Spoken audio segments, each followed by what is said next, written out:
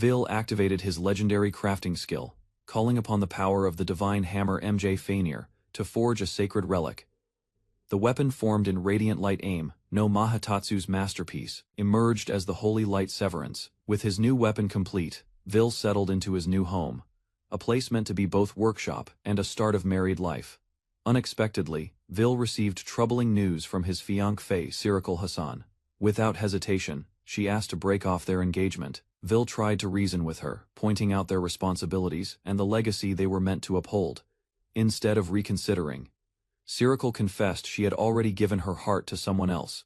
A man appeared by her side, wrapping his arms around her as she leaned into him without hesitation. Staring in disbelief, Vil recognized the man and struggled to process the betrayal. They claimed he had abandoned her emotionally, prioritizing his craft during her time of mourning. Vil defended his actions, explaining he was trying to save the company from collapse and had no choice. His words were dismissed, as Cyril's partner claimed it was luck, not effort, that brought success. Standing firm, Cyril insisted her determination was what earned her recognition after her father's death. Despite just completing their new home and store, Vil was told he had to move out. They justified it, saying living under the same roof as an ex was unacceptable. Cyril revealed another truth: she was pregnant, and her partner had assumed the role of household head. Vil erupted in disbelief, unable to accept the growing list of betrayals. Boiling with frustration, he offered to leave everything behind, no longer wanting to argue. Despite everything, Cyril pleaded with him to continue crafting weapons for the company. Without looking back, Vil walked away, declaring their world no longer included him. As the door shut behind him, silence filled the house, leaving two behind in stunned stillness.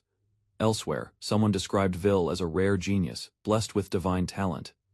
Jealousy flared, resentment over lost praise, love, and recognition boiled over into confession. A sudden knock broke the tension. A mysterious, elegant woman appeared, asking for Master Hapusai.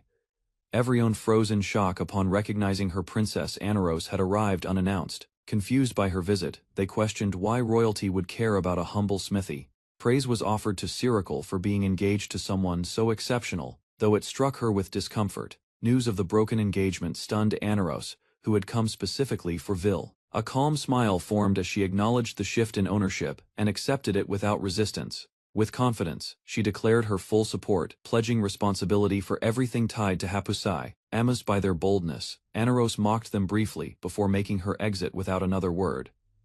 Once outside, she commanded her knights to sever all ties with Hassan Trading Company at once. Urgency in her voice, she ordered a full search to locate Vil before he got too far. Doubt lingered. She questioned their knowledge of Hapusai's legacy, implying Vil's brother wasn't a worthy successor. Far away, Vil calmly drifted downriver, flipping a coin as he journeyed into the unknown.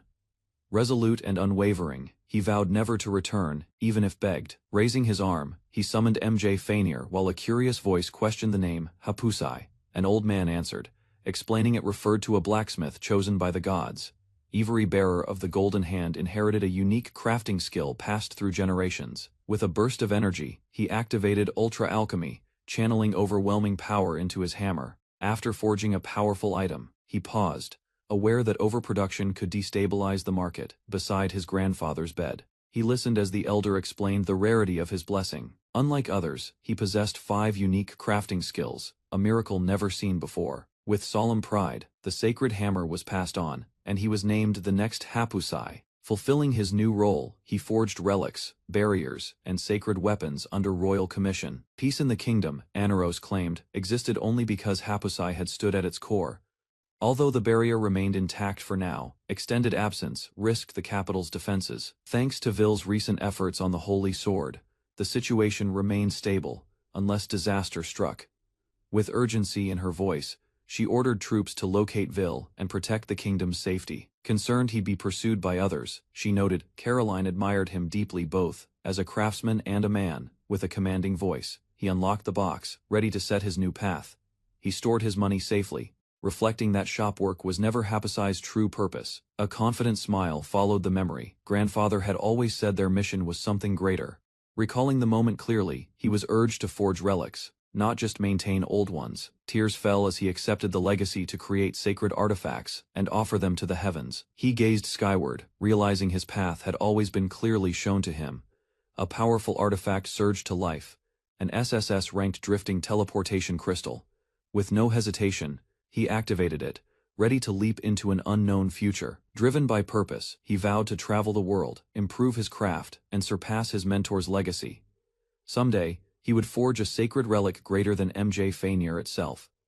A distant scream stopped him in his tracks nearby. A girl was under attack by a monstrous bear. Her desperate cry for help pushed him into action without hesitation. He leapt forward, intercepting the beast with explosive force, shielding the girl in the process. Amid the chaos, he realized he had landed in a forest far from anything familiar. Calmly, he approached the shaken girl, offering a reassuring voice to check if she was all right. Vil noticed the injured girl trembling on the ground, shocked to see she was beastfolk.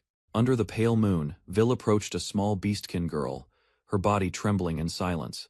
Noticing the collar around her neck, Vil understood immediately she had been treated as property by slave traders. Nearby, the mangled corpse of a beast told the tale. Tears exploded from her eyes as panic surged. Overwhelmed by trauma, she let out a sharp cry, unable to contain her fear. With calm resolve, Vil stepped forward and raised his hammer. Crouching low, Vil extended his hammer toward the frightened girl, careful not to startle her further.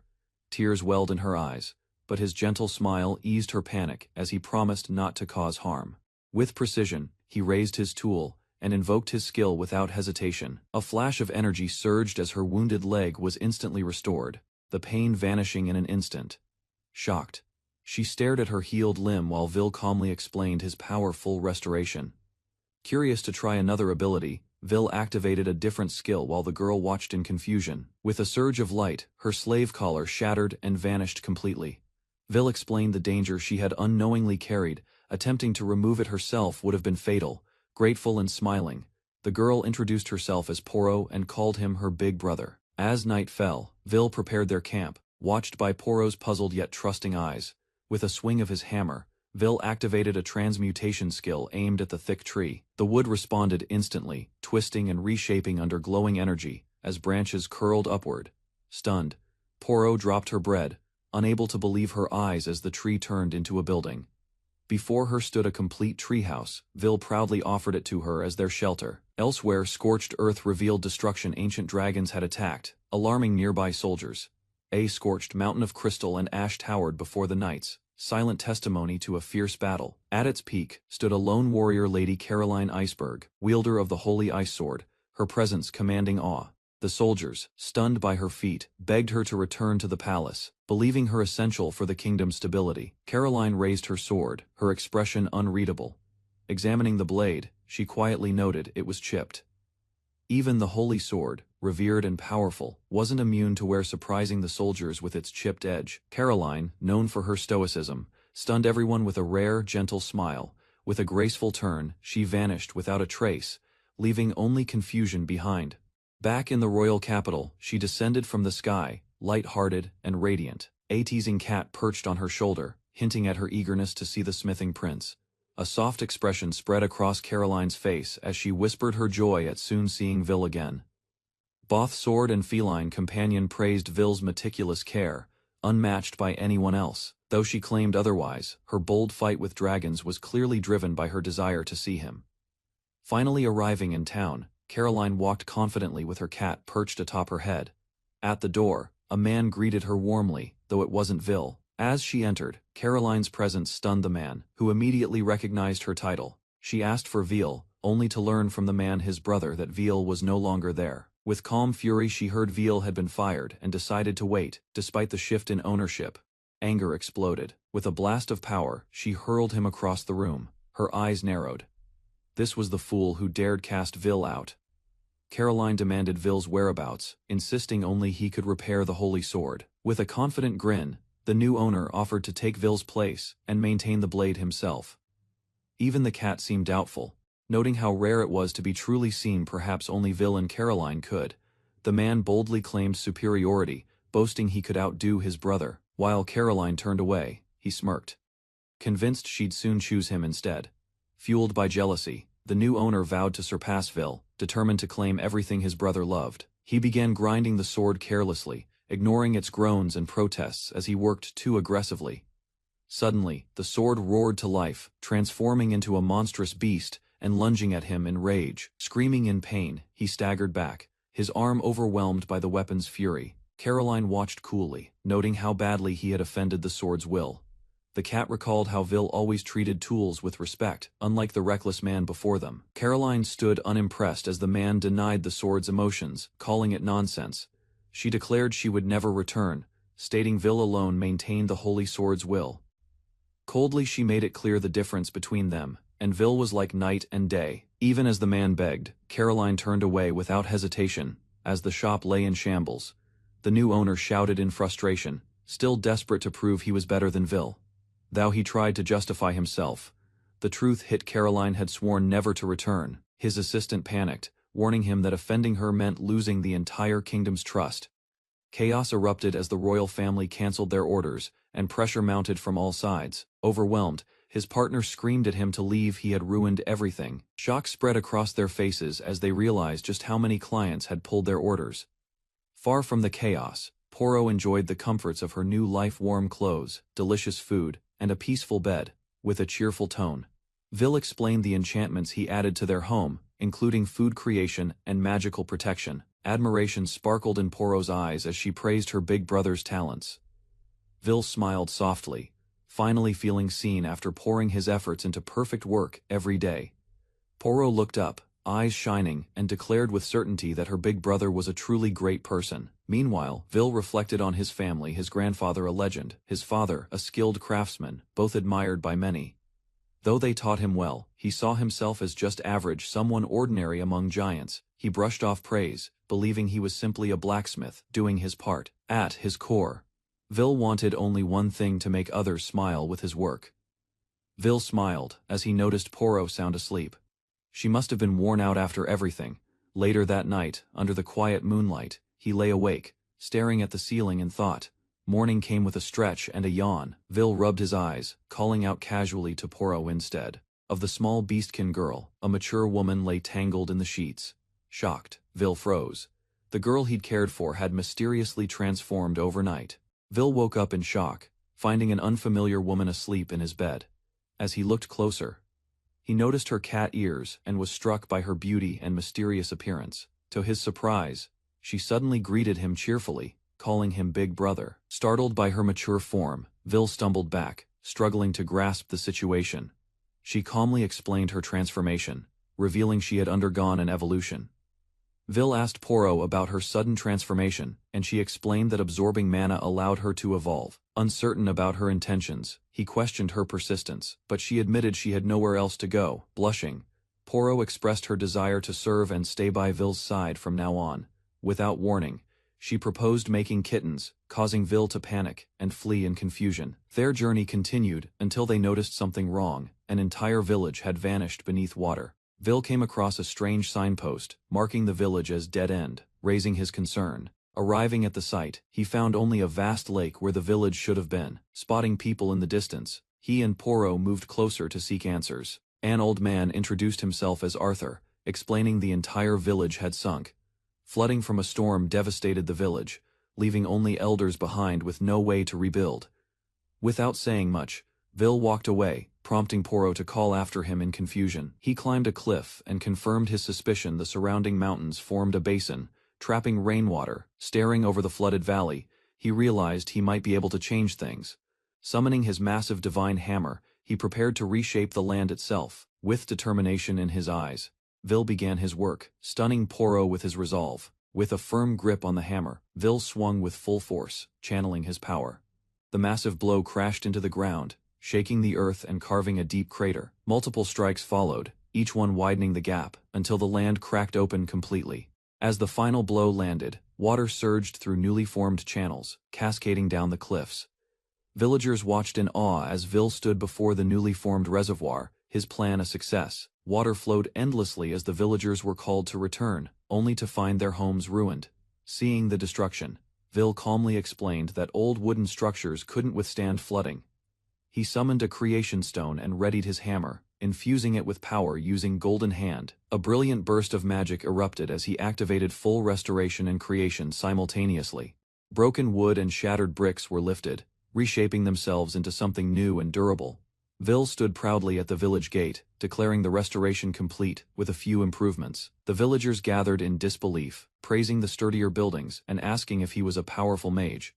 Humbly he credited his skill, saying it was simple with the help of Golden Hand. Although grateful, the villagers insisted on repaying him somehow for the miracle he performed. With a spark of interest, Vil asked if they possessed any unusual weapons or tools. An ominous sword bound in talismans was revealed, radiating a dark, dangerous presence. Vil stepped inside the shrine, realizing it was no ordinary relic. It was a sealed demonic sword. The villagers recounted how a hero once used it to defeat an evil god, but lost his sanity. Without fear, Vil lifted the sword, astonished by its murderous aura, yet remaining composed. Cautiously, he told Porro to wait outside, not wanting her exposed to the sword's danger. Despite warnings from Arthur, Vil assured everyone he could handle the sword, and got to work. He invoked a powerful technique, Almighty Destruction, level 1, beginning the process of purification. As rust and grime fell away, the sword's true form began to emerge, shocking the onlookers. Vil spoke softly to the weapon, recognizing its pain and lingering stains from past battles. He explained that by understanding the sword's burden, its voice could be heard, and the blade responded. As Vil gripped the sword tighter, cursed energy surged through his arm, warning of its madness. A monstrous spirit burst from the blade, its form overwhelming, catching everyone off guard. The villagers explained that the sword's curse bound a spirit within, making it unusable by most. Vil declared the true curse wasn't madness, but restriction. The weapon could only choose certain wielders. Despite pleas to let go, he stood firm, determined to face the spirit directly, confronted the sword's spirit, acknowledging its curse and the pain of being abandoned. With quiet compassion, he expressed sorrow for its long years of suffering and isolation. The spirit, now vulnerable, pleaded for acknowledgement and release from its torment. Vil declared his belief that even tools should bring joy, not fear or misery. With a gentle smile, he promised never to leave it alone again, offering trust and companionship. Activated Golden Hand, enveloping the cursed sword with divine energy as everyone watched in awe. Declaring his role as a blacksmith, he reaffirmed his mission to restore broken tools with resolve. He gave the sword a new name, Yozora, and vowed to complete it fully. The spirit surged upward, its form twisting as it reacted to the power surrounding it. Calling forth almighty refinement, Vil prepared to purify the cursed essence once and for all. In the kingdom of Geta Nurga, a woman searched for Vil, sensing something unusual through her companion. Far away, a cloaked figure observed the sky. Noting the rise of a new holy sword, Vil faced a dark, chaotic entity, raising his hammer in defiance. As the beast's power surged, he activated a sealed scroll, releasing a radiant force. From it, a female figure gracefully materialized, her form taking shape mid-air. She acknowledged him as her creator, not just a blacksmith. She introduced herself as Yozora, the spirit of the Holy Sword of Darkness, reborn through Vil's hands. Transformed from a demonic blade to a sacred weapon, she now swore loyalty to Vil. The sword spirit is beauty left the beastkin girl in awe, surprised that she could even see her. Vil tossed the holy sword to the girl named Porro. She caught it, confused by her ability to wield it. With surprising ease, Porro unleashed a swift display of sword techniques as energy circled around her. She confessed that her movements felt guided by the sword, not by training or thought. Vil explained that he had fed the sword with holy mana, recalled his grandfather's wisdom, revealing that he infused divine power when naming the sword. An elder praised Vil, astonished that a human had achieved the creation of a holy sword. Despite the praise, Vil felt conflicted, remembering his grandfather's unfulfilled dream of forging such a relic. He admitted the blade wasn't entirely his creation, only a completion of what came before. Though satisfied with Yozora's joy, Vil vowed to one day craft a divine relic entirely of his own. From afar, a cloaked woman observed the blast of divine energy, and reacted with disbelief. She and her companion realized the holy sword wasn't sent from the heavens, it had been forged in their world. Astonished, she processed the revelation that a human had achieved what was thought impossible, breaking into laughter. She teased her companion for missing the significance of the event. With certainty, she declared Vil the creator. Now, the world would finally witness his unmatched talent. Carol sensed a serious threat and urgently ordered Corey to track down the source of the holy sword's emergence. Far away, Vil plotted his next move, choosing to leave for the distant empire of Madulka. Porro drove their newly acquired carriage, grateful for the villagers' unexpected gift.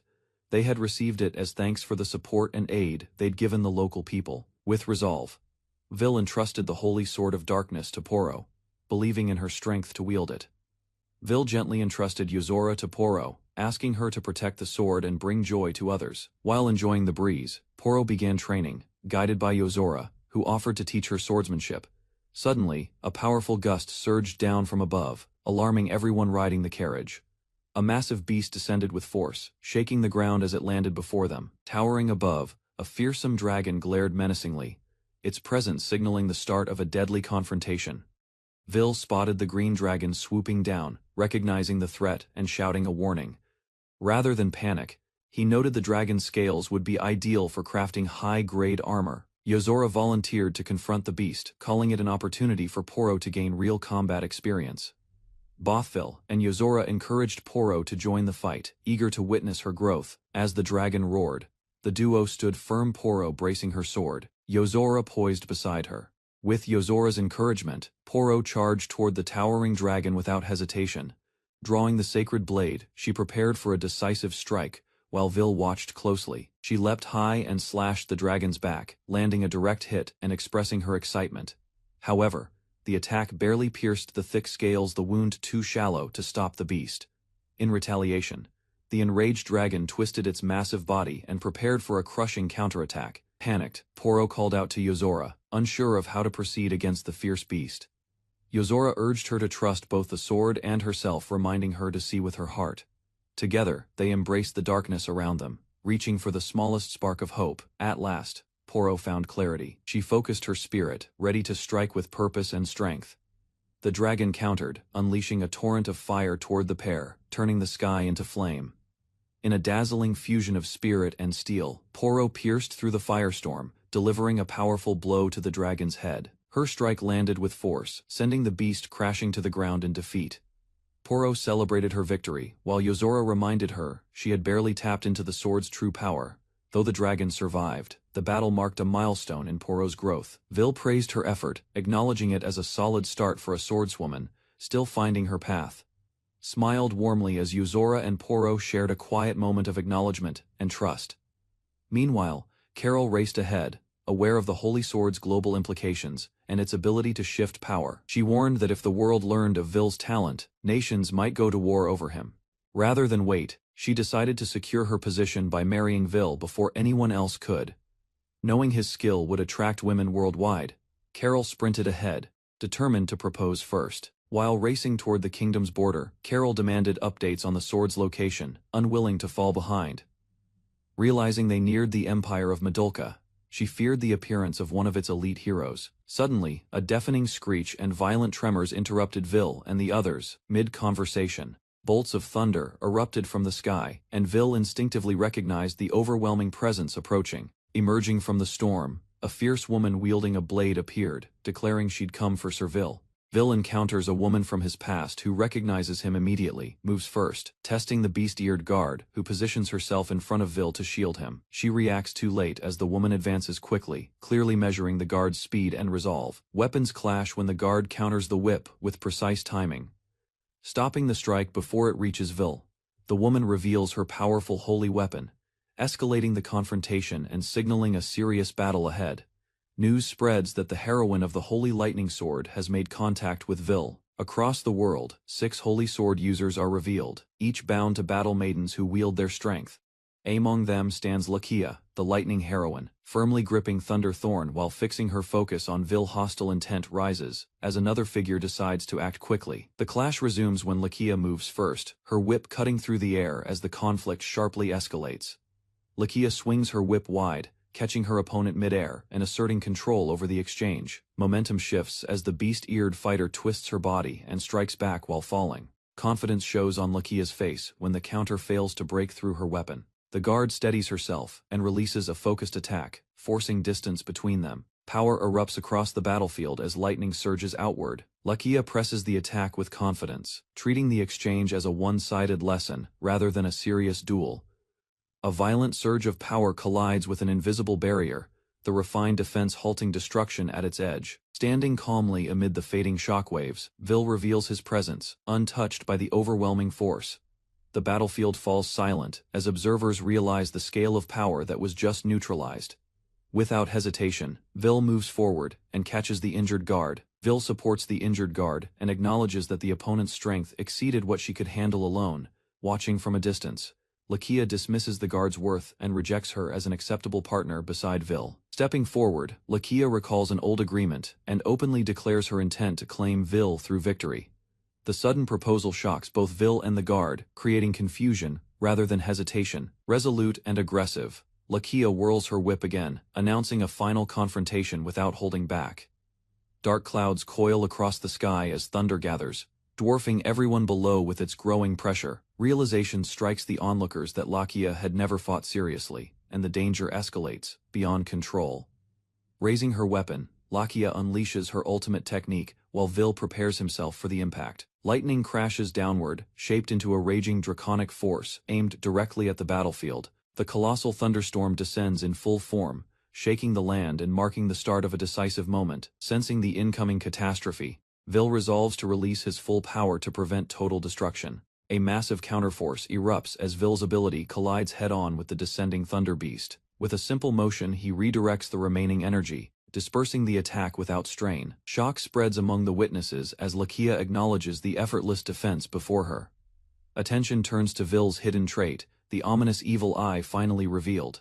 Vil explains that Lakia was cursed in childhood. Fear spread through the empire, and despite every effort, the curse could not be lifted, leading to a death sentence. Execution was delayed when the truth surfaced, revealing her as both a holy sword-bearer and a calamity. Vil admits the curse exceeded his abilities, leaving him unable to remove it completely. In the end, he sealed the evil eye with a powerful device, preserving her life at great cost. Imprisoned for years, Lakia reaches her limit and resolves to stake everything on escaping her fate.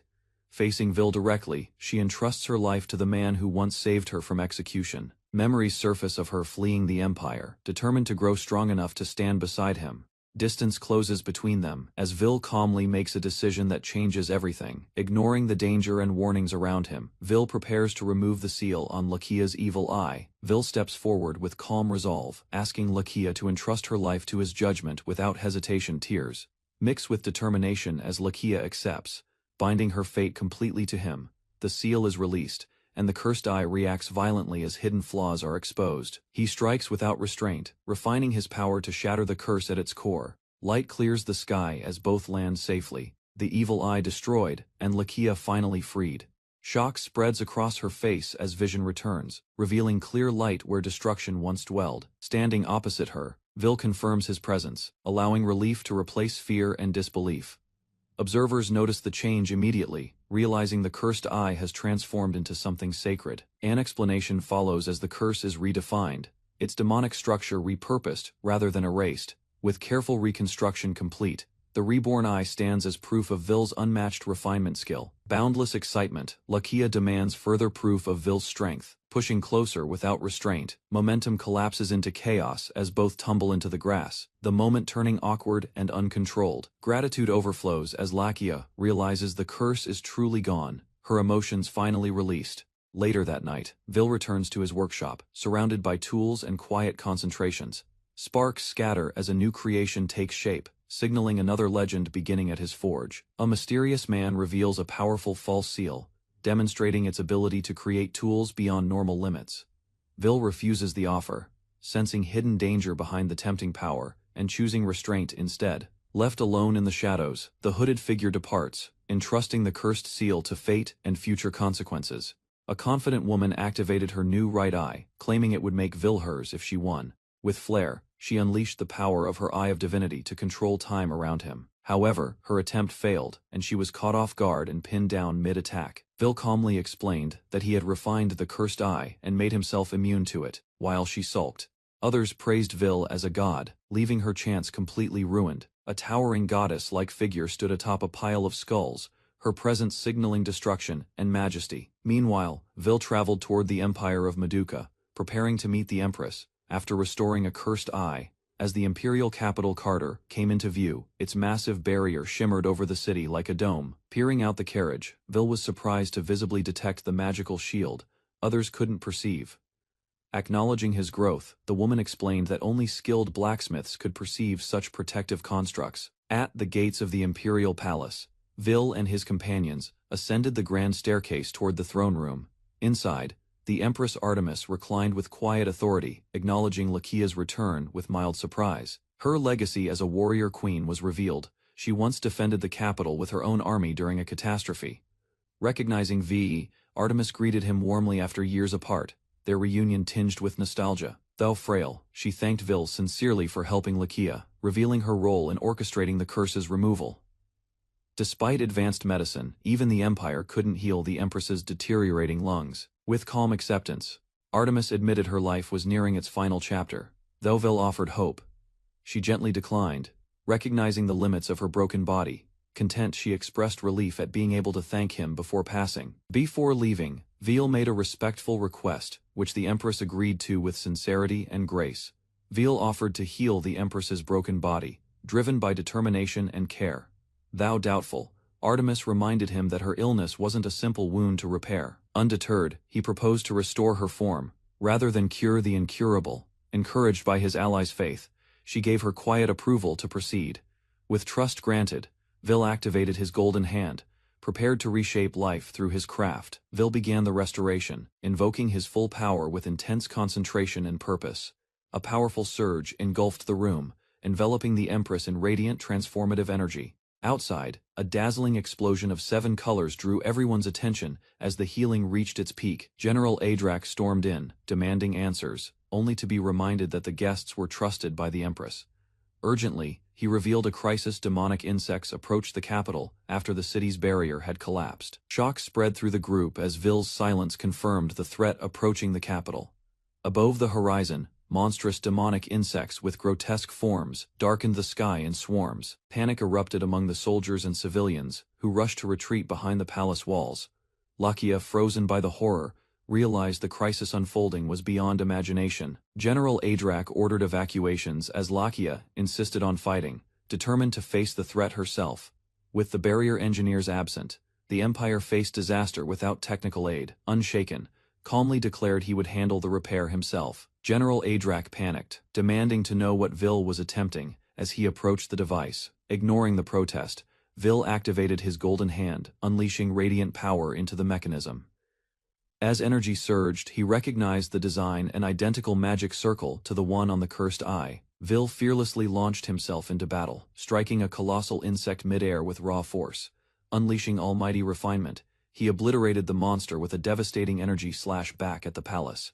Everyone watched as the battlefield lit up, stunned by the overwhelming display. With a calm voice, Vil assured them the bugs were likely eradicated by the light. He revealed the barrier had been upgraded to auto-disintegrate threats, making the capital self-defended. Vil examined the damaged barrier layers, concluding the sabotage was deliberate, not natural decay. Confronting Adrak with a calm smile, he hinted at guilt without naming anyone directly. Footsteps interrupted the rising tension, drawing shocked reactions from everyone present. A stunning figure emerged, radiant, regal, and reborn, leaving the room breathless at the sight. With serene authority, the restored woman declared her identity: Empress Artemis of the Empire. Vil and the others stood stunned as the youthful Empress Artemis revealed her complete transformation. She explained that Vil's restoration didn't just heal her, it recreated her body from the inside, outmoved by the miracle. The knights below proclaimed her return with resounding cheers. Artemis ordered the general's arrest, but he erupted in rage, resisting violently, screaming devotion to a dark power.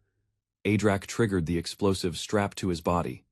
Lakia and the others braced themselves as Vil questioned the meaning of 7 powers. Without hesitation, Artemis launched into action. Her powerful strike aimed at the traitorous general.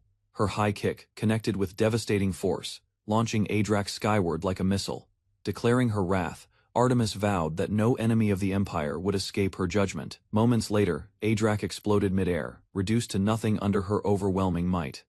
The people cheered for Artemis's return, while she asked how to repay Vil's help. Blushing, she hinted at something deeper, moved by his humble response. Lakia and the others watched, realizing they now faced unexpected rivalry for the Empress's heart. Vil turned quietly, still pondering the meaning behind the words 7 powers. At the headquarters of the Hassan Company, panic erupted. The president of the company, overwhelmed by pressure, realized that even one more lost client could collapse their business entirely. As she tried to manage the crisis, someone forcefully knocked, demanding her attention. To her shock, the visitor was the S-ranked master of the Adventurers Guild. Grateful for a sword crafted by Vil, the guildmaster came to order more, offering hope in a time of decline. A delivery of finely crafted swords arrived, presented with pride and hopeful anticipation. Inspecting one blade closely, the guildmaster tested its edge with swift, fluid motion. In an instant, the sword shattered upon contact, unable to withstand real combat. Despite its flawless appearance, the weapon was a poorly made imitation, shocking its creator. Outraged, the guildmaster declared legal action, citing endangerment of her subordinates' lives due to the deception. The company president collapsed in tears, begging for forgiveness and pleading to avoid a lawsuit that would destroy them. Without emotion, the guildmaster declared the company's fate sealed, unable to ignore the betrayal. Ignoring her cries, the guildmaster left with final words. Court would decide their punishment. Elsewhere, counterfeit weapons were mass-produced, using a forged seal, deceiving buyers for profit. Suddenly, a sword shattered mid-test, exposing the dangerous fraud in full view. A blacksmith discovered one of her swords among the broken debris, shocked to see it ruined. Realization hit the entire shipment had been forged with counterfeit seals, deceiving everyone. Furious, her partner blamed her recklessness, warning that the Adventurers Guild would take legal action. Despite the danger, the forger dismissed concerns, prioritizing profit over integrity and demanding more sales. Disgusted, the woman condemned the betrayal, defending the honor of true blacksmiths. Frustration boiled over as she warned that reckless shortcuts would destroy their customer base completely. Adjusting her glasses, she challenged the arrogant claim. Did he truly believe he surpassed Vil? With sharp authority, she demanded proof. Forge, a genuine grade, a sword, not a forgery. Her tone shifted to disappointment. His incompetence had cost them everything. Realizing her blindness, she finally acknowledged Vil's unmatched skill, the true foundation of their success. Furious, Cyril rejected the idea of ever depending on Vil again, pride clouding his judgment. Gripping the cursed seal, he proclaimed he could transform worthless blades into legendary relics, but his partner saw through the delusion, calling out his ignorance and the worthlessness of fakes. Meanwhile, Vil silently watched, his calm presence a stark contrast to the chaos behind him. Too late. Cyril realized his failure just as a sharp slap shattered his arrogance. She declared the truth. Vil was the more capable blacksmith, a fact that couldn't be denied. Crushed by reality, Cyril collapsed, overwhelmed by bitterness as Vil's name echoed in his head. His rage spiraled out of control, dark energy consuming him while a hidden figure watched with a grin. Elsewhere, Vil received a vast mountainous territory as a reward from the Empire. Grateful yet humble, Vil insisted he hadn't needed any reward. Though the Empress insisted otherwise, Vil humbly declined the formal title of Lord. Though he now held dominion over Crowley, excitement filled the air as his companion looked forward to building a new workshop near the village. Upon entering, Vil noted the unsettling silence. No villagers, no activity, only stillness. Without warning, a sudden scream pierced the air, followed by swift footsteps in the distance. A terrified girl collapsed while fleeing, injured and whispering, a desperate plea for help. Monstrous lizard creature emerged, towering over the girl with claws raised and a roar shaking the air. In a flash, magical barriers materialized, trapping the beast inside an airtight prison of force. Yet one claw managed to break through, lunging dangerously close to the terrified girl's face. From afar, Vil activated his technique while his ally dashed in to protect the child. Eyes blazing with fury, she condemned the attack. Harming a helpless girl was beyond forgiveness. The girl suddenly cried out, begging them not to harm the creature, calling it her grandfather. Her desperate plea brought the warrior to a halt, confusion flickering in her eyes. Glancing back, she silently awaited Vil's decision on what to do next. As they approached, the girl realized Vil was the new lord, prompting her and others to kneel. With raised hands and hopeful voices, the villagers begged Vil to rescue them from ruin. The girl introduced herself as Noah and gathered the villagers to explain everything to Vil. She revealed that the monster was once her grandfather, Lagaro, who had served as village chief, exposing her back. Noah showed the lizard-like scales evidence of a growing curse. The white dragon god's winds carried a mark that slowly transformed victims into lizardmen. Everyone stared solemnly at the cursed creature. Once human, now lost in scaled form, Vil stepped forward confidently, noticing a magic circle forming around the cursed figure. With calm precision, he activated a spell, trapping the lizardman in swirling magical energy, calling forth his unique skill. Vil invoked the power of the Golden Hand, A burst of light followed, shattering the curse as the creature's monstrous form began to peel away. Moments later, Ligaro stood fully human again, embracing Noah in joyful reunion. The villagers rejoiced as the curse on Ligaro was finally broken, thanks to Vil's power. Excitement spread quickly, and others rushed forward, hoping to be cured as well. With everyone healed, Vil prepared to leave without fanfare. He suspected a greater threat loomed ahead, one tied to the White Dragon God and ancient forces. Vil and his companion arrived at the White Dragon mountain range, where twisted roots engulfed ancient ruins. They stood before a valley drowned in thick miasma. The corrupted air made it clear the area was long abandoned by life. Protected by a barrier, Vil examined a melting creature destroyed by the toxic surroundings. Despite the ominous signs, the source of the curse remained hidden. Suddenly, an unseen force burst from the ground, knocking Vil's companion backward. A massive shifting form emerged from the miasma, its presence warping the ground beneath it. Confusion gripped Vil's companion. Towering above them, a dragon revealed itself, its features unmistakable. The White Dragon God had finally appeared. Closer inspection sent a chill down their spines. Despite the name, its scales were completely blackened by corruption. With a deafening roar, the beast unleashed a stream of fire, scorching everything in its path. Reacting swiftly, Vil leapt into action, shielding his partner just as flames exploded around them. An immense wave of fire crashed down as Vil activated his strongest defense, shielding both of them from destruction.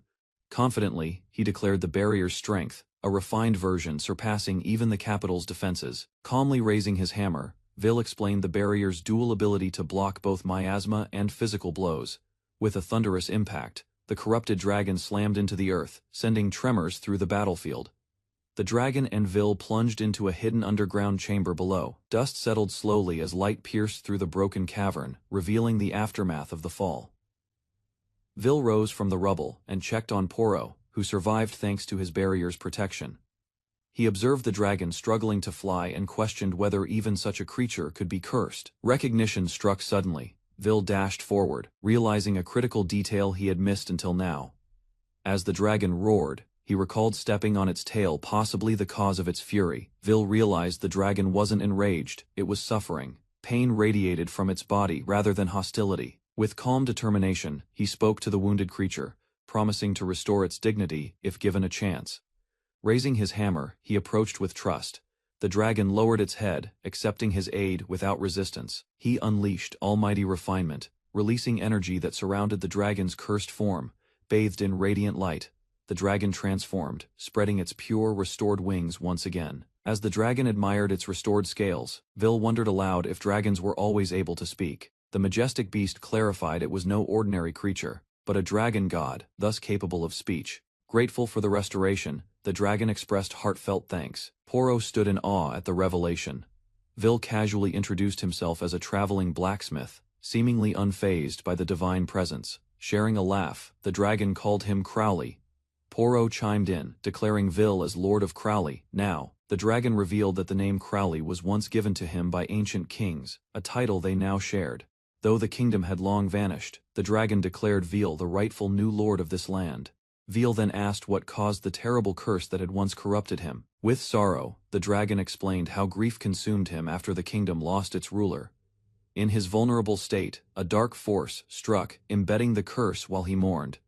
The dragon feared he had harmed the people, as his curse had spread with the mountain winds. Vil reassured him calmly, insisting that the blame did not lie with him. A concealed magic circle appeared beneath their feet, one only Vil could detect due to his skill. He explained its effects: it trapped victims and amplified violent emotions beyond control. Suspecting foul play, Vil identified the likely culprit, an organization known as the Seven Powers. Furious, the dragon roared a vow of vengeance toward the Seven Powers for the pain they had caused. He struck the ground, but the cursed circle still remained intact, resilient, and rooted. With precision, Vil combined two skills, almighty destruction and almighty refinement, unleashing them in a single blow. The cursed seal shattered completely, scattering its magical bindings in every direction. In its place, the ancient castle stood, renewed circle, gone, land restored, and hope returned. With a warm smile, Vil told the dragon it was now free to come and go without restriction. Suddenly, a divine figure named Lady Crowley appeared, astonished by the sanctuary's creation. She explained that the castle had become a celestial domain, restoring her full divine power on earth. Vil, surprised by his own feat, realized he'd unknowingly built a sanctuary for a god. Before he could react further, she noticed a strange symbol on his hand, the mark of the Sunday. Lady Crowley identified the mark on Vil's hand as the proof of one who grasps the Sunday, a sigil of immense rarity. Only a handful in history had received it, making Vil's possession of the sigil extraordinary. Surprised, she recalled encountering a similar mark within her own divine territory. They explored the ruins together, and soon uncovered a matching sun-shaped seal embedded in stone. Confirming its authenticity, they realized it was an exact match linked across time and divine domains. Lady Crowley revealed the place was once the late king's favorite, but its purpose remained unknown. Despite her efforts, the circle showed no reaction. Vil suspected a hidden mechanism. As he approached, his sigil began to glow, triggering a sudden reaction from the floor. Tendrils of light reached out, pulling at him as the mark resonated, and activated the seal. A burst of light engulfed Vil as a mysterious hand reached toward him. The next moment, Vil stood alone within a strange, circular structure surrounded by unfamiliar stone walls. He stepped forward, confused, and saw a vast open space filled with odd architecture and distant towers. A voice echoed in his mind, explaining a telepathic skill. Vil listened, astonished by its power. Two figures appeared, one calling him Master Vil. Revealing the skill also connected their senses.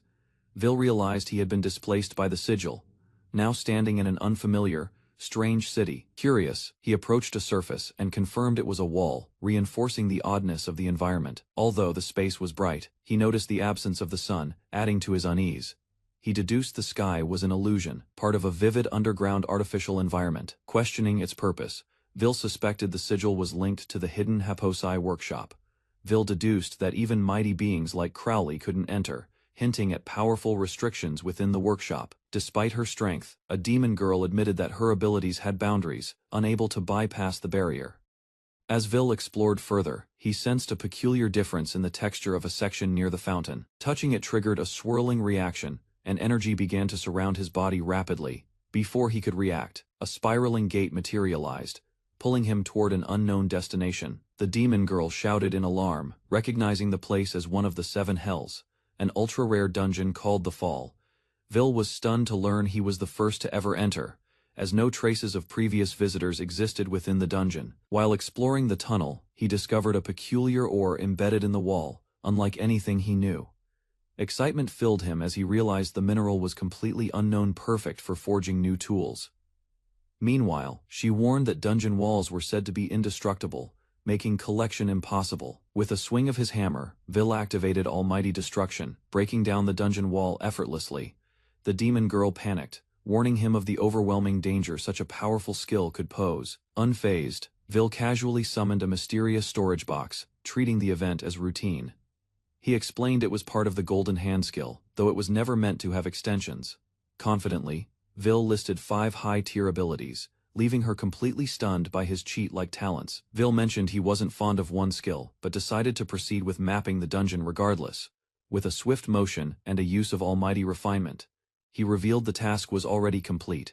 Unrolling a scroll, he displayed the full map of the labyrinth with a confident smile. He explained that vibrations from his hammer had transmitted through the ground, tracing the structure like sonar. Thou praised as godlike, Vil humbly declared he was simply skilled at creating as a blacksmith. Vil returned from the dungeon through the gate, greeted warmly by Porro, who rushed to embrace him. Tears welled in her eyes as she clung to him, overwhelmed with relief. He was shocked to learn that although only an hour passed for him, 10 days had gone by outside. To ease her worries, Vil offered a gift as a heartfelt apology. The enchanted item allowed them to speak across any distance, even from within a dungeon. Porro hugged Vil tightly, overwhelmed with gratitude for the telepathic gift he had created. Using ore from the dungeon walls, Vil crafted a hair ornament capable of indestructible long-distance communication. Impressed, Crowley could barely keep up as Vil calmly made another unexpected request. Meanwhile, in Lamont village, an elder pushed himself hard, determined to restore the damaged homes quickly. Suddenly, a woman cried out in surprise as someone began helping her without warning. A majestic white dragon descended from the sky, carrying Vil and his allies on its back. The villagers were stunned, recognizing it as the fabled white dragon god. Fear spread quickly as rumors of a curse surrounding the dragon caused panic. Saddened, The dragon prepared to leave, believing its presence only brought misfortune. Vil declared the curse broken, and the villagers rejoiced, praising him for lifting their burden. Assured the villagers that the white dragon god had suffered too, and came seeking forgiveness. He gently asked the dragon if she wished to apologize herself, knowing her heart. Suggesting a solution, he requested a piece of her scale to serve as material. With a soft glow, he caught the shimmering scale and prepared for crafting, unleashing almighty refinement. Vil triggered a powerful reaction to create something meaningful from her gift. The white dragon god rose tall among rocky peaks, her body radiating with divine brilliance. A magnificent fountain erupted at her base, casting shimmering light in all 7 colors. Villagers bathed in the waters, instantly soothed and invigorated by its magical touch. Vil revealed he had used her scales to craft the fountain, granting lasting healing to the people. Proudly, he proclaimed the miracle any illness or wound could now be cured by her sacred gift. As villagers bowed in gratitude, Noah offered words of peace, accepting the white dragon god's heartfelt apology. The dragon softly thanked Vil for guiding her through redemption. Suddenly, a messenger owl landed on Vil's shoulder, carrying an urgent note. He opened the letter, surprised to find it was sent from the Empire. The message warned of Lady Caroline's grave injury in battle, requesting Vil's immediate return. The city of Carter faced an overwhelming assault from unknown monstrous forces. A determined woman sprinted through the chaos, pushing past writhing tentacles. Massive creature loomed over them, far more evolved than before. Its towering form and regenerative limbs made it clear conventional weapons would no longer suffice. From high above, the woman summoned an enormous glowing disc with unwavering resolve. She confronted the monster. Twin moons loomed above as the devastating crescent icebreak launched, flooding the sky with intense magical energy. The impact tore through the landscape, erupting in blinding light and violent force. Debris scattered while the creature writhed beneath the crushing weight of the frozen assault. Carol pushed forward, her body resisting the freezing shock, unwavering in her resolve. Despite the damage, the monster endured, prompting her to strike once more without hesitation. Corey looked on solemnly as Carol collapsed, blood dripping from her mouth, barely able to stand. With calm determination, he stepped forward, bidding her farewell and expressing his gratitude for their time together. Carol reached out, pleading for him to stop, but his decision was already made. Unleashing his ultimate move, Corey transformed, his roar freezing the monstrous foe in place. Carol awoke suddenly in a hospital bed, screaming his name in anguish and disbelief. Caroline awoke to comforting words, her injuries bandaged as Vil and others stood close by, ensuring her safety. Emotion surged as she quietly whispered Corey's name, only to meet Vil's reassuring gaze. Outside, concern spread. To Caroline, the holy ice sword wasn't just a weapon, it was like family.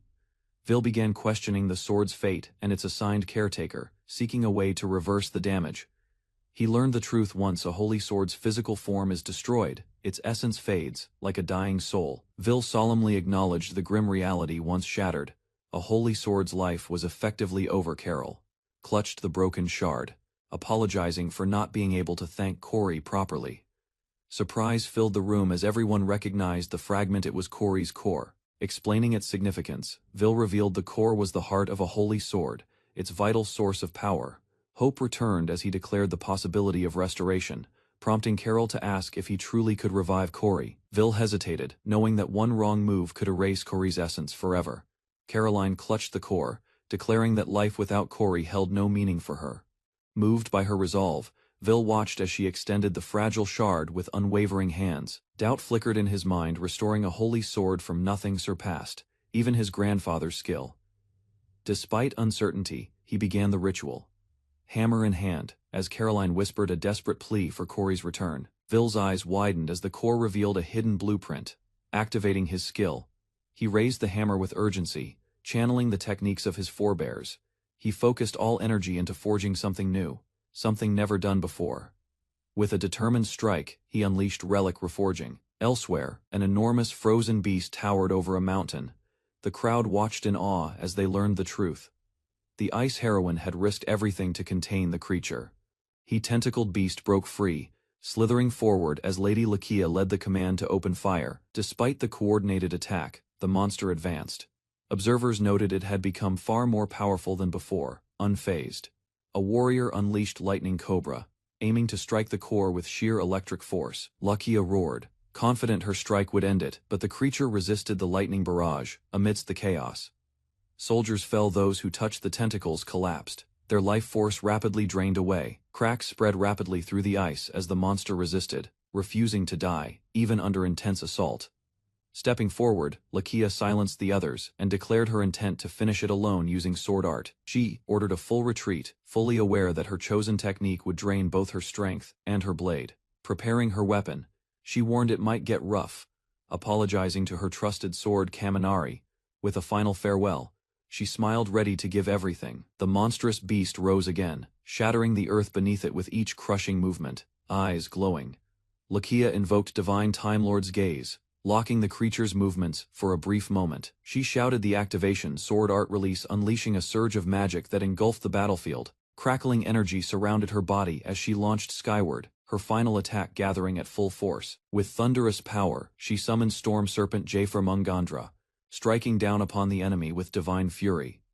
The serpent's impact crashed into the earth, sending shockwaves across the battlefield in a blinding surge. A massive crater formed, engulfed in smoke.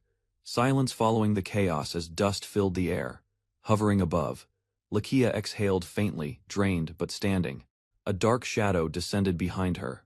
Tentacles pierced her body mid-air, her energy spent. She had no strength to resist. Falling helplessly, she whispered an apology to Kaminari, realizing this battle was over for her.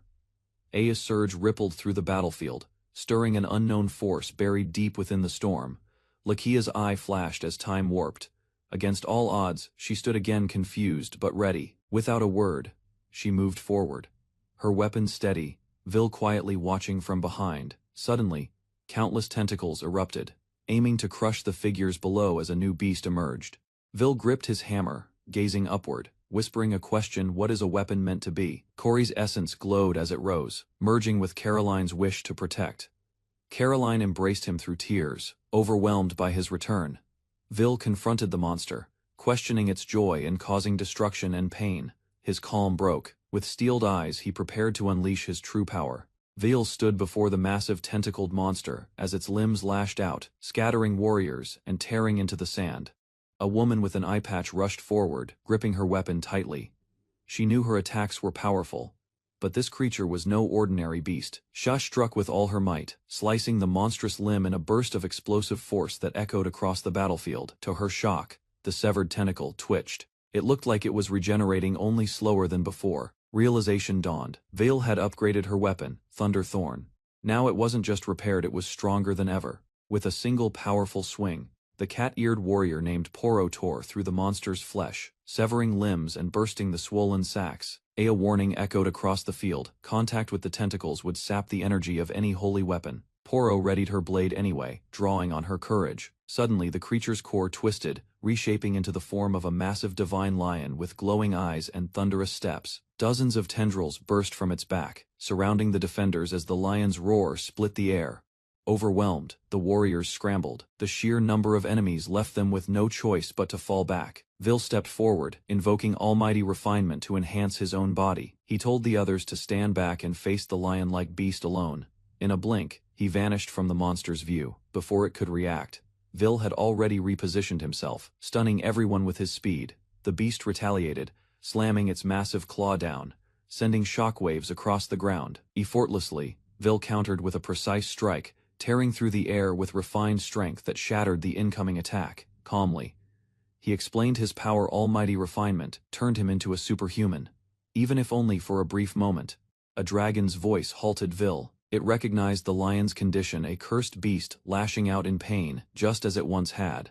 Vil observed the creature and identified the corrupted jewel embedded in its forehead. That gem pulsating with dark energy was the source. Realizing it was rooted to the brain, Vil hesitated. A wrong move could inflict agony. The eye-patch warrior noted it resembled her own cursed eye.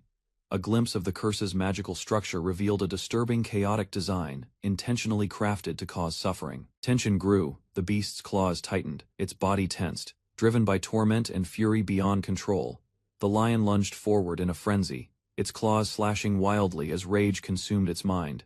Vil stood firm. Without hesitation, he activated both Almighty Refinement and Almighty Destruction, enlarging his weapon mid-air to match the beast's power.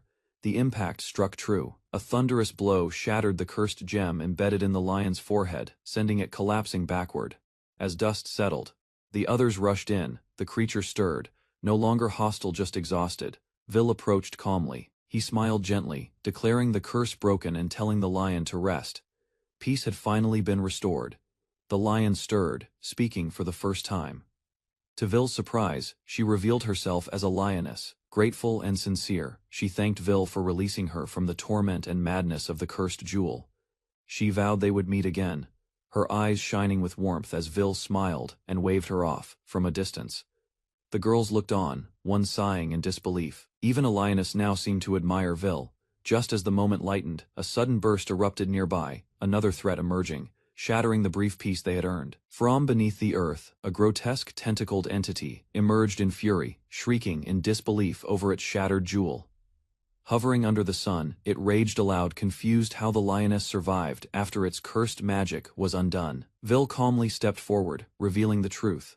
The being had stayed hidden, using its creations to act remotely. He smirked, claiming he simply read the structure of a shoddy item. The entity was rattled. He shouldn't have known anything. Vil remained unfazed. He vowed to dismantle its flawed form, calling its twisted design unworthy of life itself.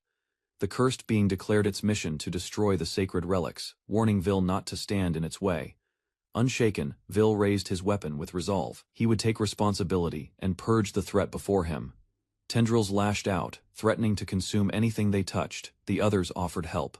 But Vil warned them to stay back, changing tactics. He activated Steel Spear Forest, sending sharpened constructs flying from the ground toward the enemy. To his shock, the spears passed through harmlessly.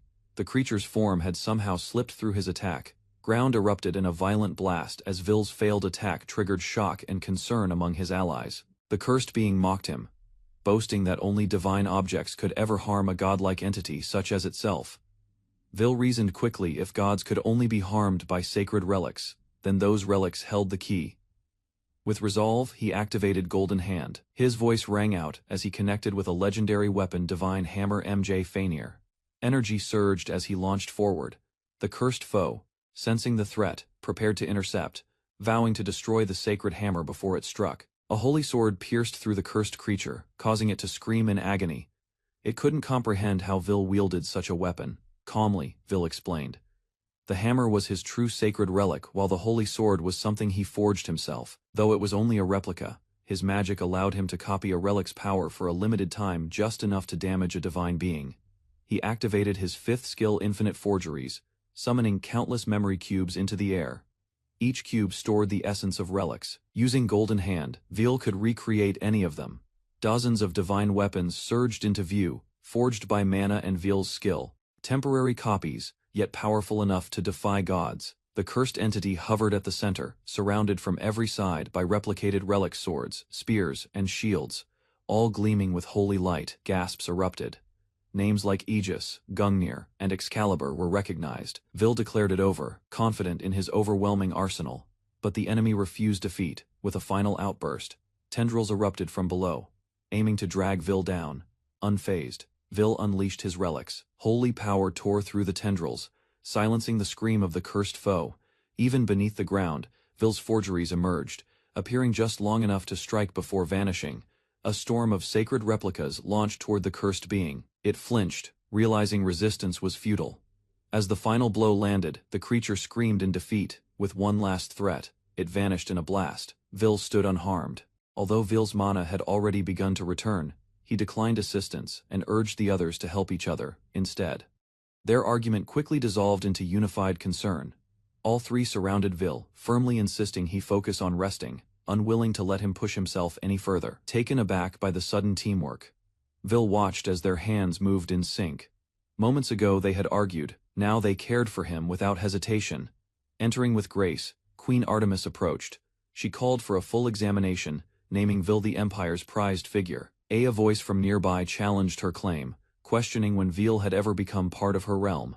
Accusations stirred the room as a woman firmly stated that Vil belonged to the kingdom, not the Empire. Struggling to hide her feelings, she tried to mask her reaction. Though she offered composed words, her thoughts swirled with uncertainty about Vil's rising status. Vil, with a gentle look, reassured her. His quiet vow to always look after Caroline caught her completely off guard. Heat surged through her face. The words overwhelmed her, sending her emotions spiraling in every direction. Without warning, she dashed from the room, leaving behind a trail of steam. Vil sat puzzled, wondering if his simple promise had meant more than he realized. Queen Artemis praised Vil, calling him their most revered hero. After saving the empire from disaster, she couldn't bear to let him go unnoticed. A warrior beside her emphasized the threat they faced, stating the empire would have fallen without his intervention. Both women offered sincere gratitude. While Artemis remained dignified, the other bowed deeply, showing heartfelt respect. Vil gave a modest smile. He denied having done anything worthy of praise, insisting his actions weren't special. Downplaying the victory, Vil explained that his skills just happened to counter Tsukumogami's. In his view, it was luck. Vil brushed off the praise again, insisting it was the sacred relic, not his own strength, that brought victory. His humility drew chuckles from the others. Even the queen couldn't help but agree Vil's mindset was truly unlike anyone they'd known. Elsewhere, chaos erupted. A woman was thrown out violently, landing hard on the wooden floor as the door slammed shut behind her. Desperation filled her voice as she begged outside the shop. With nowhere else to turn, she pleaded for someone to visit the Hassan Company. A newspaper headline revealed the truth: Hassan Company teetered on the edge of bankruptcy. Their future looked bleak, without urgent help. Stern woman rejected the plea coldly. She slammed the door shut, condemning the Hassan Company as a business built on deception. Left alone in the street, the woman collapsed in defeat. With no smiths to forge and no buyers remaining, all hope seemed lost. Tears welled in her eyes, but her resolve returned. Rising from the ground, she decided there was still one person she could turn to. The streets bustled with life as she hurried through the city, weaving past unaware crowds, her destination firmly in mind. In the heart of the market stood a powerful figure, his presence commanding attention. Sparks flickered as he gripped a mysterious weapon. With a sinister grin, the man chuckled to himself. His cursed hand pulsed with energy as he declared the market full of eager customers. Shouting with wild enthusiasm, he praised his wares, boasting their value was enough to die for. Two of them, intrigued by the commotion, decided to approach. The man welcomed them eagerly, claiming today would be their lucky day. He dramatically unveiled a collection of extravagant weapons. Blades, guns, and enchanted gear glistened under the light. Gasps followed. Among the items were legendary relics: Excalibur, Fabulg, Levitine, and Aegis, all displayed in one place. With manic energy, the vendor proclaimed each legendary weapon available for just 1,000 gold pieces, eyes gleaming with greed. He turned to his partner, promising unimaginable riches. Doubts rose among the buyers. Some questioned the origins of the items he flaunted so confidently. To prove the weapon's power, a customer stepped forward. Despite limited magical skill, he prepared a spell and readied the blade for a test. The weapon struck the crystal with force, cracking the surface. A moment of silence followed as everyone held their breath. Suddenly, the crystal shattered violently. Watching with eerie satisfaction, the vendor's sinister grin returned, reveling in the chaos he'd sparked. The crowd surged forward, shouting over each other. Everyone clamored to grab a legendary weapon, captivated by their supposed power and price. With a sly grin, the vendor prepared to seal a sale. Just as Excalibur was about to be exchanged, someone shouted, halting the moment, holding the sword high. The buyer revealed damage along its edge. She declared it a fake and refused to pay a single coin. Confusion spread quickly. Whispers turned into outrage as others noticed their weapons were also chipped after minimal use. She emphasized that true legendary weapons radiated power by touch alone. Cries of total junk echoed as the fake sword shattered. Furious, the crowd accused the vendor of scamming them, shouting that he wasn't a real smith. Sweating and wide-eyed, he tried to defend himself, declaring he was the head blacksmith of the Hassan Company. He insisted even gods would envy his skills. The crowd wasn't convinced. Rumors about Hassan's bankruptcy surfaced, and voices demanded a boycott. Accusations of fraud erupted from all directions. As tension spiked, the vendor clenched something tightly. A magical reaction exploded in his grasp, blinding and loud, roaring with desperation. He held his weapon high, surging with energy. He screamed that his talent was undeniable. The woman stormed in, furious, shouting at Sechin for his reckless behavior. She couldn't believe he was still clinging to such desperation. Sechin defended himself, claiming everything he did was to save the company. She ignored his outburst and insisted there was only one solution left. Holding up a newspaper, she revealed the headline featuring Vil. Their only hope now was to find him and make things right by apologizing. Lashed out and kicked her across the room. Her desperate cry fell on deaf ears as he snapped. Face twisted in fury, he screamed curses, refusing to acknowledge Vil as anything but a threat to his pride. Sechin exploded with rage, denouncing Vil, legendary weapons, and everything associated with him. He screamed that he'd rather die than offer any apology. Siracle arrived, confronting him face to face. While Sechin barked insults, she stood her ground, refusing to back down. With wild eyes, Sechin hurled a bowl in fury. But the tension broke when Siracle's words landed heavier, calling him a disappointment. Her voice echoed with finality. Surrounded by imagined figures of judgment, she declared him talentless and stripped of any remaining respect. Stunned, Sechin watched as she walked away. Panic set in. He begged her to stop, afraid of being left completely alone. Siracle walked away with firm resolve, ordering Sechin to stay behind. Her voice was final. She would face Vil and apologize alone. Glancing back briefly, she held back tears. Her decision wasn't easy, but it was the right one. Sechin collapsed to the ground, screaming her name.